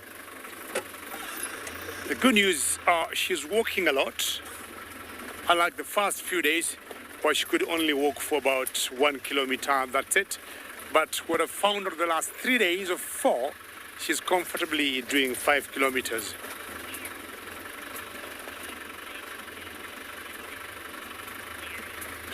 Were you asking about my favorite elephant sightings? I can tell you, my very best one is when I saw Ellies dealing with some lions at one point. We had a pride of lions that we call the Olololos around this area where I am. And they have so many youngsters, so many males in them, about 7 sub-adults. And they thought they should, or they'd try and hunt baby elephant. And I can tell you, the cows in that herd took them less than 5 minutes to move and push those lions out. One of them didn't go and stood his ground, and he almost got killed by one of the cows, which I think was the matriarch. I mean, that was a sighting I think I will never forget. 7 sub-adult males going for a baby elephant.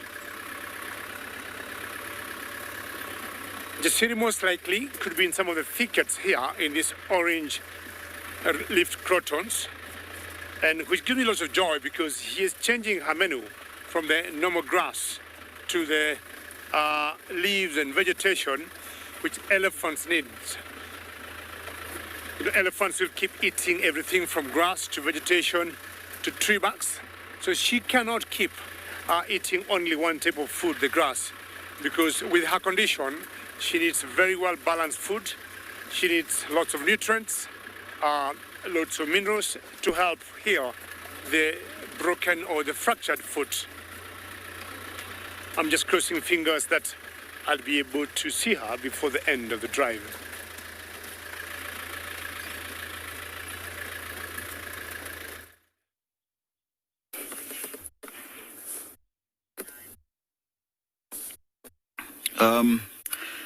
Yeah, beautiful Nyala bull, you can see. Now he's doing what we call a palo erection with his mane or fur on his back. So now he's heading towards the other 2 bulls that were drinking. This is another Nyala bull that just came from, like, you know, the other side of the dam wall. And like Impala seems their legs now. So sometimes one thing that I've realized from my experience being in the bush is that when the weather is like a little bit windy, especially when it's like windy, animals tend to act or behave strangely just because of they pick up like scent and they lose that and like pick it up, and that can also makes the animal to be a little bit never skittish, if I may say. But I really love what that Nyala is doing now. Like, you know, so if he walk past other Nyalas, he will just like also make his leg walking almost like, you know, the Michael Jackson dance, but like making his body very stiff, as well as his legs.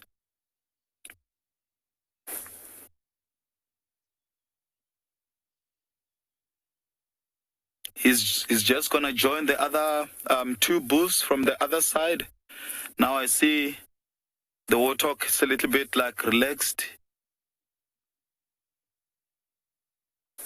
with like 2 oxpeckers on its back.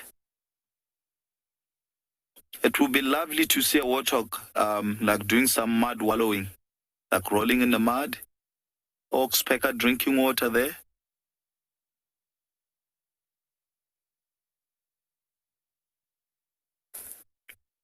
It is a very beautiful scene here at African Bush. You can see the oxpeckers are cleaning the warthog. In fact, this the smallest animal that I've seen oxpeckers riding on or cleaning the animal. So they are basically removing all the ticks, parasites that are on this animal. The species of oxpecker that you see on top of this warthog is a red-billed buffalo weaver. Down here at the Lowveld, we have sea of oxpeckers. The other one, it's a yellow-billed oxpeckers. We used to get it. We used to get it in this area, but due to cattle farming and pesticide, the species and but now they're starting to slowly come back from the north. It's a beautiful scene, eh? Now the warthog is just gonna go and do his normal routine, like feed, etc. Just gonna. Welcome to And Beyond, Phinda Private Game Reserve. We've had quite an action-packed morning, by the sounds of it on the show. We've been tracking these cheetah the whole morning, and finally we have found them lying just in the shade. My name is Kim, and behind the camera you have Craig, and we will be with you this morning at And Beyond Phinda. So these cheetah, I don't know if some of our viewers were watching the other day when we were telling the story of those two cheetah that have just been released onto the reserve. Now, if you have a look at these cheetah, you can see just behind the neck there, you can see that it's got a collar. Now, that is because these are the two new cheetah. Oh, there's the one poking its head up. There you can see the collar quite clearly. So these are the two new cheetah that we've released onto the reserve, and they are actually not from a big five game reserve. We are in the process of rewilding them. It's been done before, but as far as I know, not successfully. So we are trying to see if we can take cheetah that have been grown up in sort of a conservation area, not in a big five game reserve, and see if we can rewild them. So they are not used to lions and leopards and hyenas and all of those animals that they need to defend themselves. They've survived 4 nights so far, and we are really very excited about the results. They've come across leopard, they've come across lion, and they are still here today. So we are sort of waiting with bated breath to see their progress. I'm really happy to find them lying in the shady thicket right here, because we're out in the open where they have the best chance for survival. Priscilla, the honey, these collars aren't designed to fall off. It's a great question, because there are specific collars that we do design to fall off, and the reason they'll design one to fall off is if there's a limited amount of time that you need to track an animal, and then you want it sort of gone. We do have those kind of collars on some of our hyena that we are busy doing research on, and it's designed to fall off after about 3 months.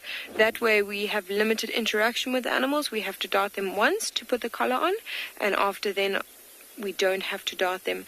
With a project such as this, it's a bit better for us to have a collar that we do actually have to remove ourselves, because we check on these cheetah so much. We are going to have quite a bit of interaction. I also think maybe with cheetah being so delicate and lightweight, the one that's designed to fall off does seem a bit more bulkier. Perhaps we went with this model to just have a little bit less weight around the necks of the cheetah, as they don't have huge muscles there. In fact, they are so delicate, even when you dart them, you have to use a special type of dart, because if you use a normal type of dart, you can actually cause small fractures in the bones. So they have to use like sort of a soft tip dart when they dart the cheetah, just to check on their health or to put a collar on for research purposes. Now, the reason behind the collar, like I said, we need to continually monitor them. We actually are using this as a case study for the rewilding of cheetah, and we're hoping, if it's successful, that it can be done on many reserves and sort of change the face of conservation. That being said, we need about 4 hours of observation time every day to monitor their movements, monitor their interactions, monitor their hunting methods, how often they try and hunt, what kind of areas they go to, where they sleep, where they spend most of the day, all of those sort of behaviors. And hopefully, if it's successful, we can then pass all that research on. So this collar just enables us to find them very easily each day. Now, I'm laughing that I'm saying find them very easily, because it certainly wasn't easy to find them today. It took us quite a while, but we did manage it in the end. So they are doing pretty well at the moment. And we do quite a few of these research projects on Phinda, especially with rewilding. Another one that we've successfully done at the moment is the reintroduction of pangolin onto the reserve. I'm sure you've seen some of our sort of videos of the pangolin. Sometimes we get lucky enough to find them, and that's been incredibly successful, and we hope that that is something that we can do and implement throughout KZN and maybe even throughout the rest of South Africa. So why I was saying that it's really exciting to see them in an open area is this is where they are safer. You know, they do need to keep an eye out for predators. So all of these small little things we're watching and we are really excited about. Now what I'm hoping is that they end up hunting pretty soon. We're not sure when the last time they ate. We did supply them with a carcass when they were first brought onto the reserve. It's just a way to ease them in. You know, they're a little doped up. They can at least have a bit of food. But that was soon stolen by a leopard. So they didn't have the easiest introduction back into the wild. So we are really hoping that they actually can hunt soon. What we did is there's a sort of a two-phase process about this rewilding. They first went to a different reserve, which only had one pride of lion, and they had to stay there for a month, and once they were successful in hunting, then we knew they were ready to be reintroduced into a big 5-game reserve. We're going to sit and see what these cheetahs get up to, and hopefully they get up and try and hunt.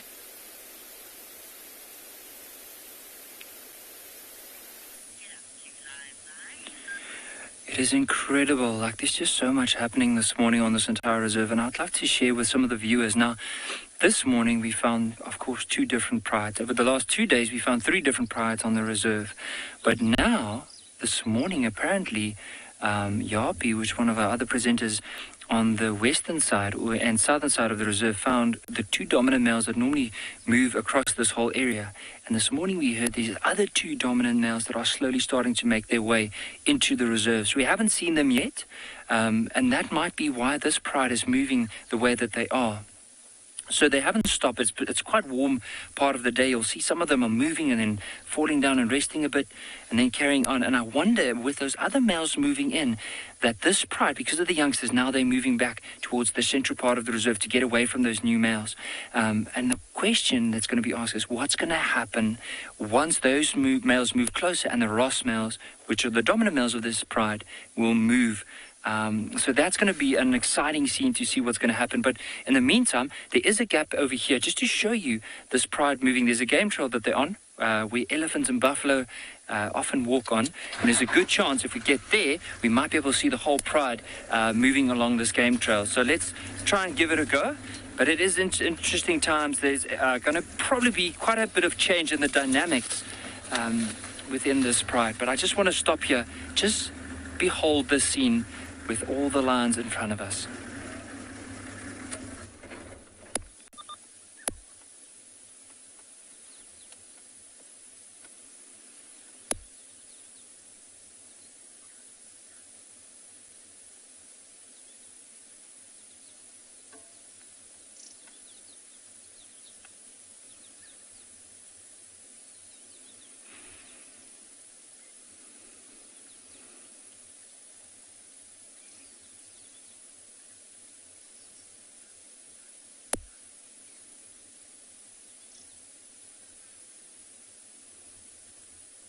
This is so amazing to watch, because I mean, we're watching at least 16 lions walking down this game trail. 2 cubs, 2 white ones, a young male of just over 4 years, and then these older lionesses leading the rest of the pride.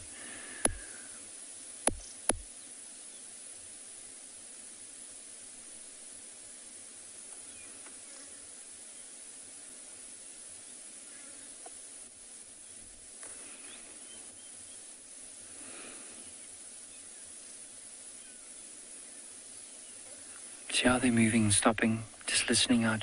Now, they are moving in the direction of the wind, so I don't know if you've noticed with their bellies as they were moving, it didn't look like they were full. So possibly, and also imagine having to feed 16 mouths. And these lions can eat quite a bit.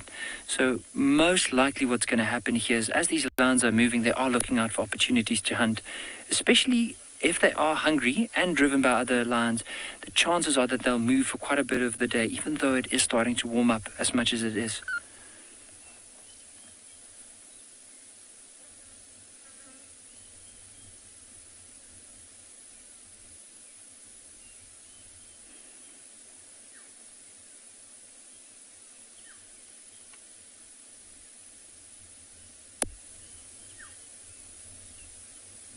Right, I can't see them anymore. So what I want to do is let's carry on with this game trail, see if we can get another glimpse of these lions as they are moving. In the plains of Masai Mara, see what we got here. We lost the track, so we've been driving a little bit trying to find the track because the grass is overgrown, and we have come across these 3 hyenas, and looks like they're all females because of their size. This is the spotted hyena, one of the most common hyenas we find here in the Masai Mara. They were wallowing or resting in water, which is typical of them during the day to rest, to cool down. And we just spooked them. They woke up, but they will be going back to the water because they know we don't need the water, we're just driving past. It looks like they're very well fed. They ate really well last night.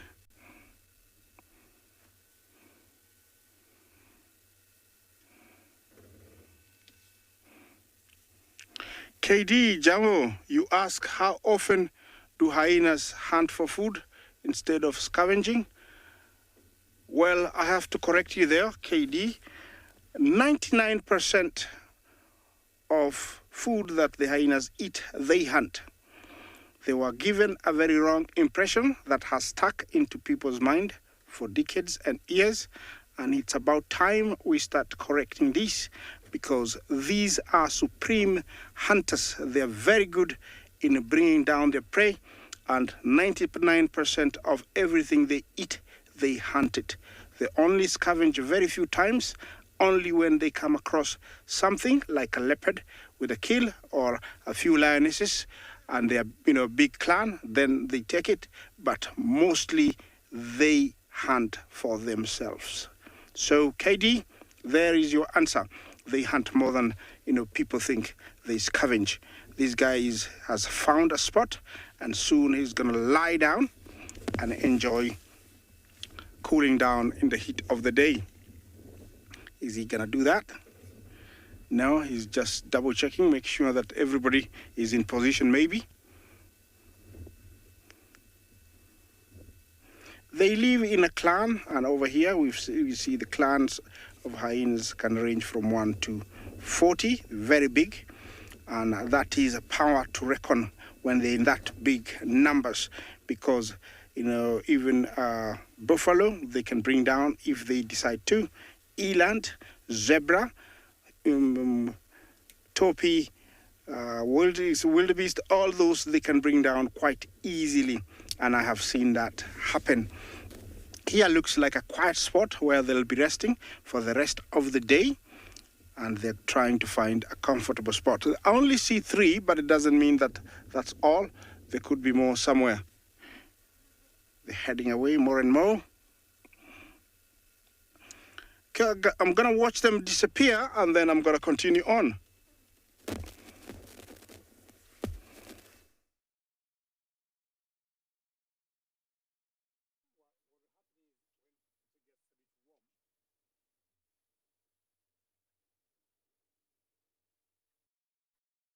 When it gets a bit warm, what will happen is many animals will try to look for some areas to cool themselves. And I'm not surprised to, see the hyenas there trying to mud themselves, because that will help bring the temperatures down. Now, if you also look at this giraffe carefully, as much as some of them are feeding on these very tall balanite trees, but they're also taking advantage of the shade because I think the temperatures are getting up here. A huge herd of giraffes. The backdrop of the Olorola escarpment.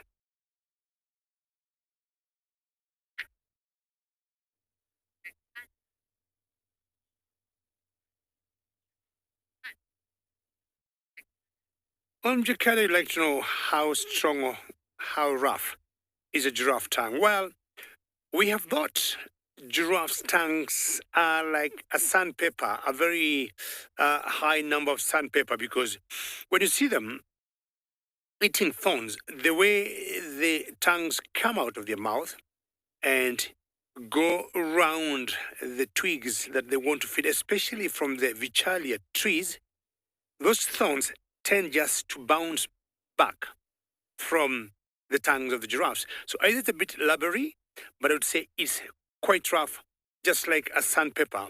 And they do not get hurt by the thorns as they feed.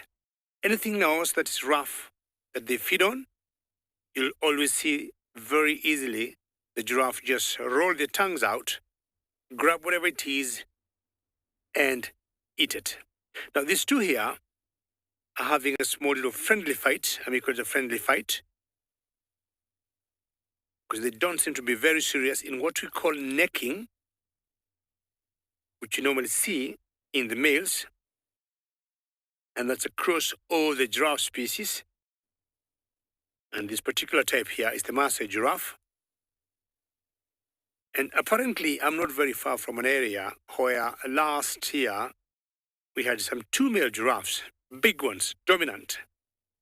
They fought to death. It was the very first case I've had or known of where 2 giraffes have fought to death, because if anything, only one dies. But we think the second one died of some brain hemorrhage, or maybe he could have a broken cervix or neck. But it was very interesting to see one die in the morning and then the other one died later in the day. Of course, they'll always fight for dominance to be able to have or keep the breeding rights on the females. And the issue is in this herd we have been seeing a pair of a male and female trying to mate for 4 or 5 days straight now. And not me or Isaac have seen an actual mating happening.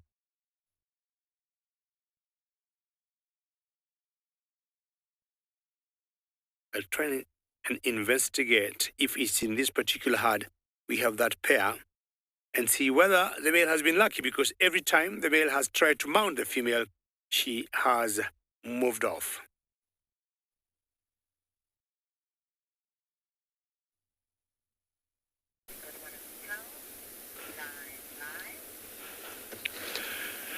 Right, with us here is a very big herd of buffaloes, and I'm really loving the conversation about the texture of a giraffe tongue.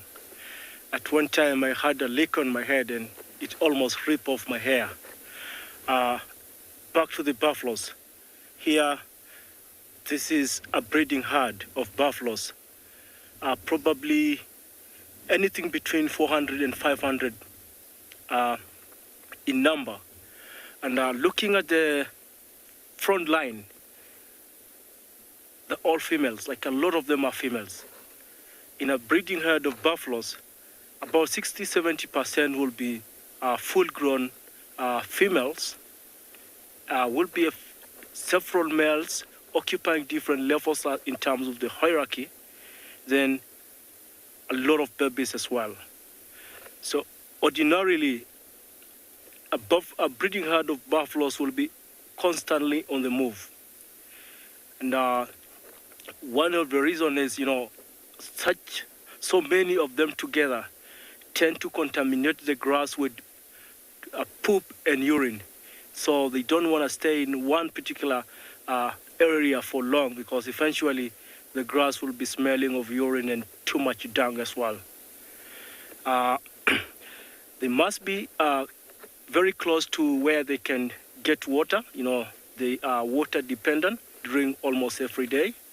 And also they need muddy pools where they can go in and cool themselves, submerge themselves in the mud as a way of getting or suffocating the parasites as well. They've got the numbers here, and oh, look at those. Oh, that's a bull staring at us. To the right is a bull, and there's a female to the left. So it's just different as you look at the forehead. So the one to the right's got a kind of a bony structure right in between the horns. It's called a boss. Full-grown males sometimes engage in very, really vigorous fights, just in trying to establish dominance in the herd. So that bony structure is kind of a shock absorber. I mean, when they hit hard, then the impact doesn't get or damage their brains. Kettle eagle riding on a buffalo back. Very daring little birds. So I bet, you see, they always moving around with the buffaloes picking insects. I think when they're tired jumping in the long grass, they just ask for a lift and they jump onto a buffalo back. It's very cool.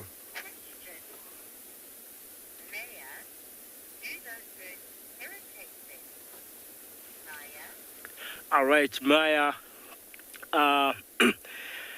Sometimes yes, sometimes no.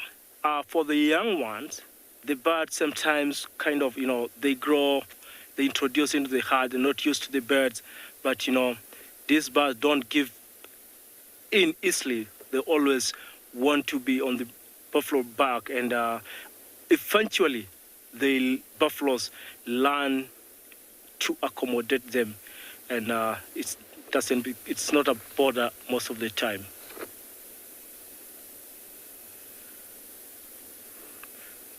Well,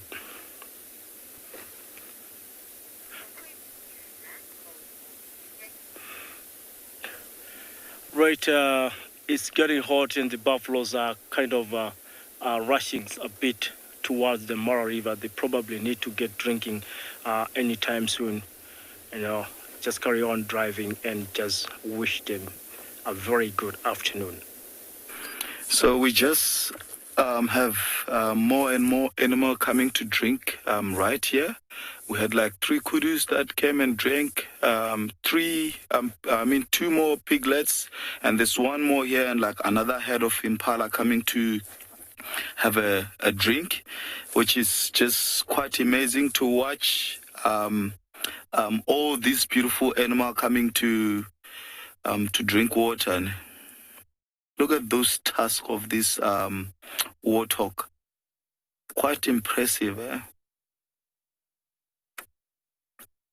So if you look a little bit like more carefully, you'll see 2 sets of warts on this animal, which makes him a male, or what we call a boer, and then a female will have like 1 set of warts, like those little things that are sticking out of the face beside the tusk, which they will normally use if attacked by a leopard, cheetah, or even lions.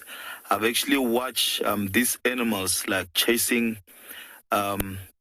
big predators. It seems like it's gonna do some mud wallowing. Oh, look at that. Someone is hot, eh? Putting on some sun cream there. Putting on some sun cream. So warthog and other animals such as like buffaloes, rhinos, and elephant will now and then in a day roll in a mud, and just basically because they don't have like a skin or a fur like other animals such as an impala just next to this warthog, so they've like they can easily get sunburn just because they don't have like so much fur. So doing this, it's another way of like protecting themselves from the heat, and it also helps them to get away from like parasite and ticks that now and then we just like jump on them, especially when foraging in the grass. You forgot to do your back.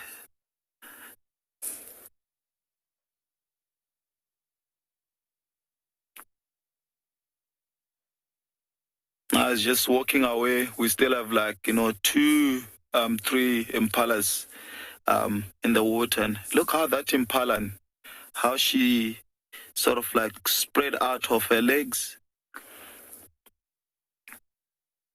I'm hoping to see more and more animal coming to drink here, special buffaloes.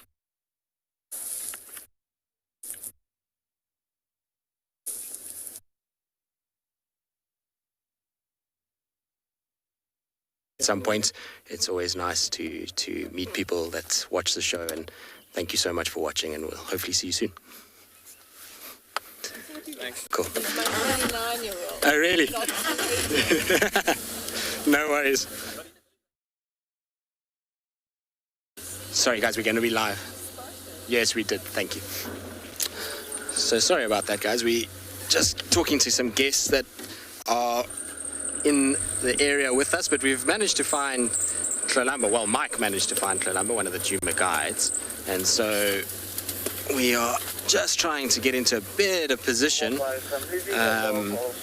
from where she is. She's kind of lying in this little thicket, so we're just trying to get a better view of her.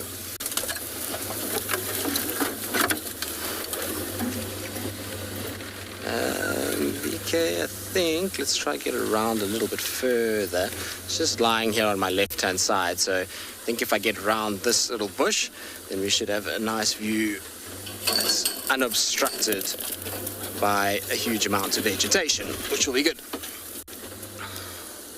Of course, now there's one patch of grass. Hold on, BK.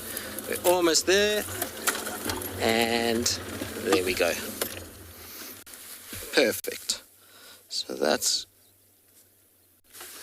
little Kalahari sitting. What a morning we're having. It's a ridiculous amount of leopards on Djuma today. We've had Hukamuri, we've had Tswalu, we now have little Princess Kalahari.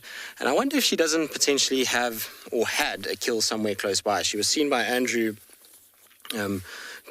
afternoon before in this area, and apparently she didn't come out of here, or her tracks didn't come out of here at all during the course of yesterday, and the fact that she's still here now would probably indicate that she maybe had a meal inside here at some point. So I'm just trying to check some of the trees that are close by in case I can see something.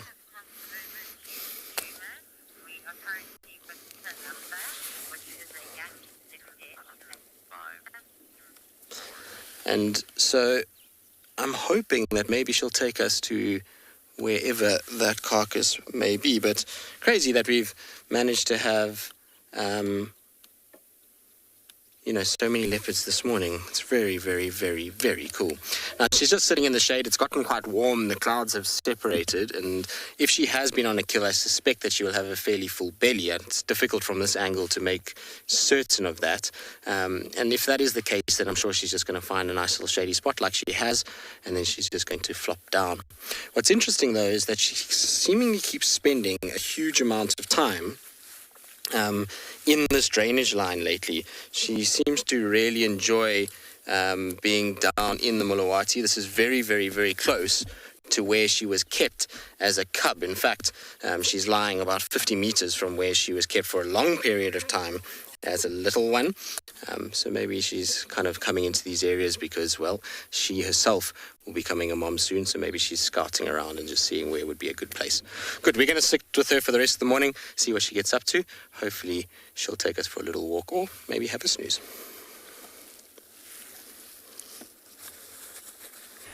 So we managed to find those 2 male lions. So as I mentioned earlier, they were found by other rangers, and they are the ones, just look, on the very edge of this water, or just above the edge of the water. You'll notice there's one of the males laying down, and look at how big that male is. There is another one off to the right, but you'll notice that this one has quite a big mane, like a lot of blonde colorization around the face, and then a very dark beard, and especially that patch between his neck and between his front legs, a very dark patch of hair. Let's see if he eventually gets up. Now, his brother has moved to the tree behind it. Now, we are far off from this line because we stopped on the other side of the waterhole when we spotted them. But let's give it some time, because who knows, maybe they'll start moving. Or if this one can get up, so we can see how big he would be in comparison to his brother. But definitely a very, very impressive mane.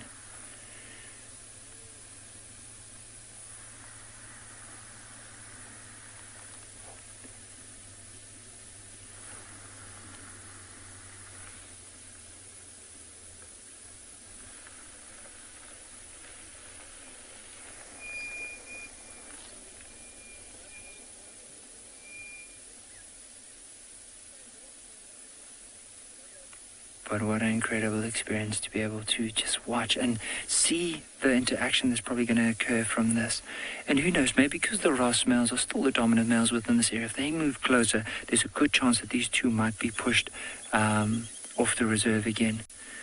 But we'll just have to see what happens and how it plays out. Earlier on, they were roaring, and that's how one of the other rangers found them. So by them roaring, it's basically telling the other males that they are moving into this area. So we'll see how they, especially the more dominant ones, would respond to that. Now this is the same area where we found those, I think it was 5 lions. Remember the 3 females with the 2 younger males, and they were on the northern side here. So with these ones moving in, there's a good chance. There's a good chance that they could eventually been following that pride, and because of that, that's why that pride was moving.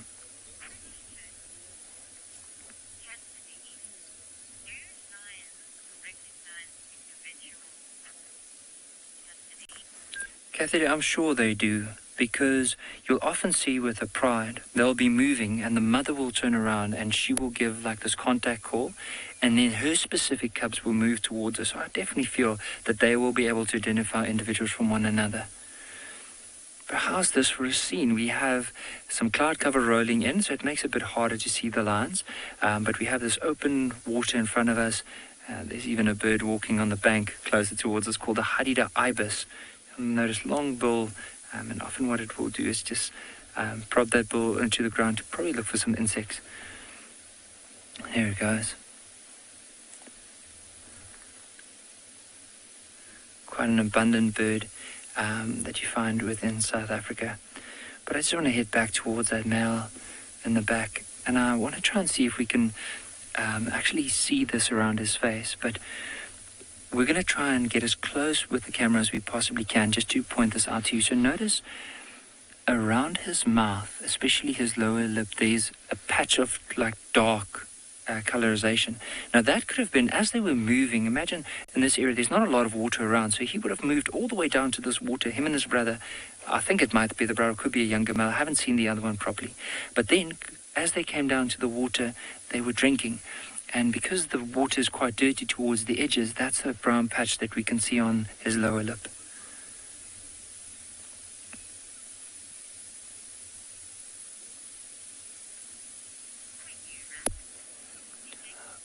But Gert and I am going to see, maybe there's a chance of getting another closer glimpse of these lines.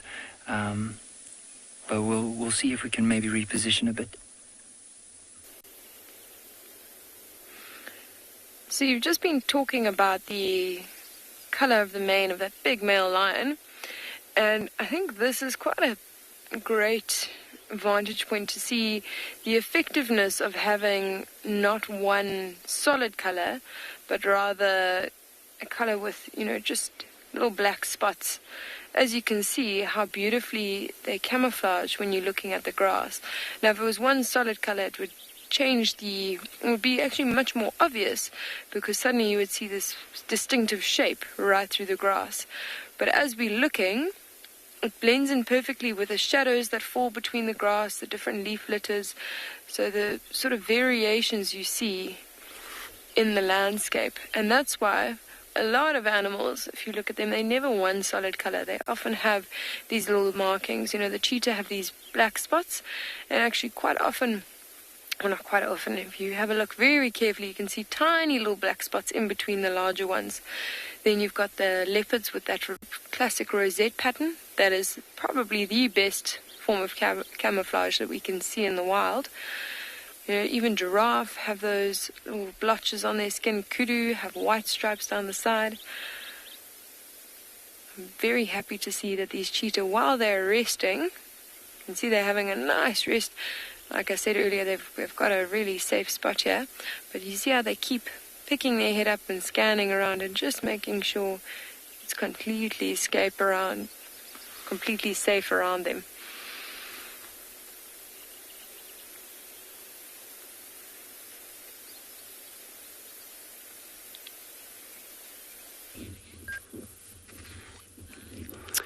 Beautiful, Kim, with a cheetah. Isn't that beautiful?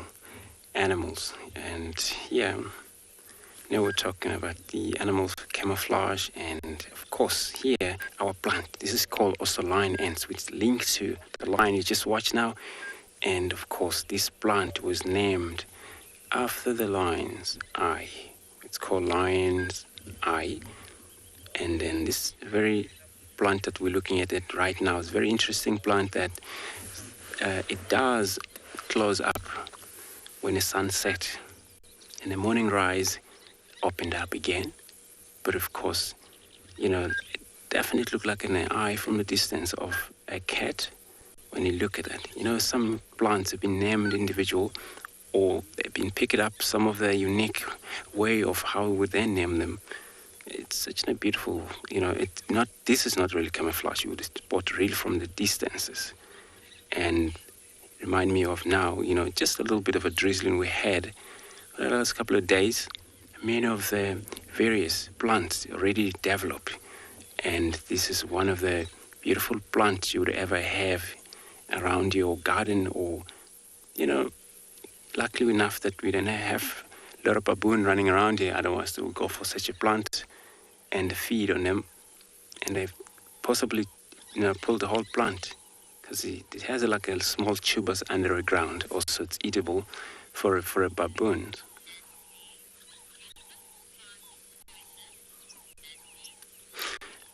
If I had correct the name, Nancy or Nancy, and that's a very good question. And then I got your answer. Well, this actually plant is not poisonous at all. What I see in this plant doing, all the elders, all the Sangoma out in the village, they use the various tubers underneath of that ground when they dig for it. And then when they dig for that, get that boiled up with some other herbs, and then it actually treat disease, which is, could be anything that itching your probably under the shoulders and the whole bodies. You can use them to wash as a soap. Also, it stops itchiness. So yeah, it's not poisonous.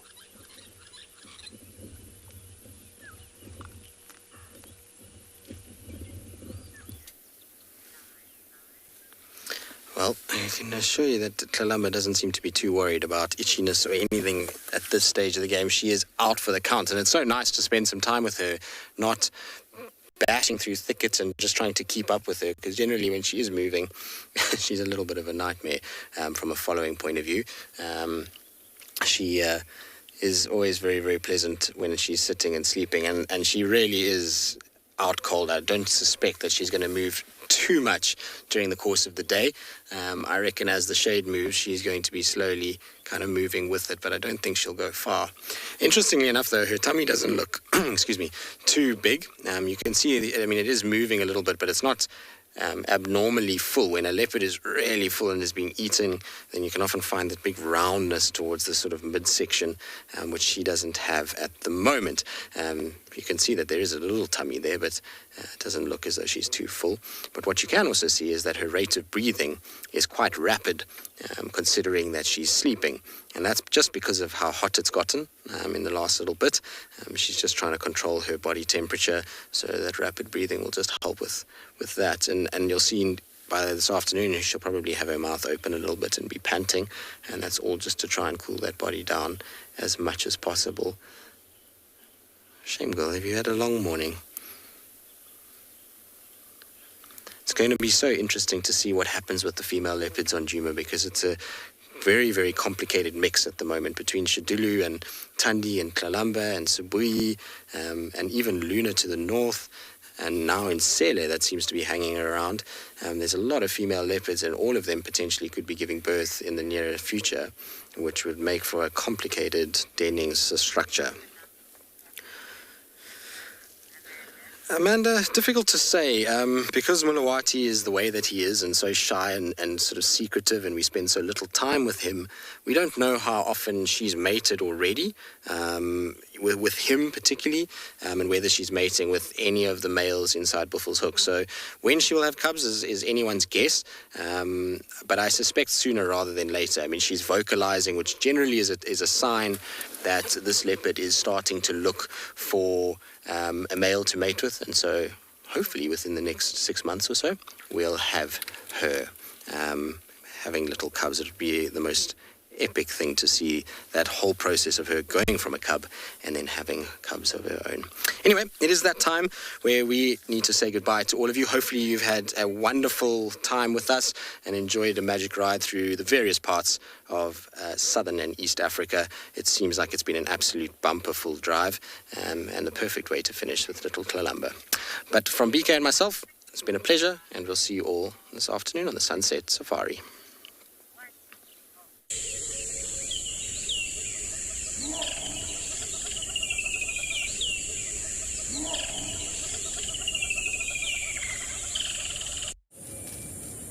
This program features live coverage of an African safari and may include animal kills and carcasses.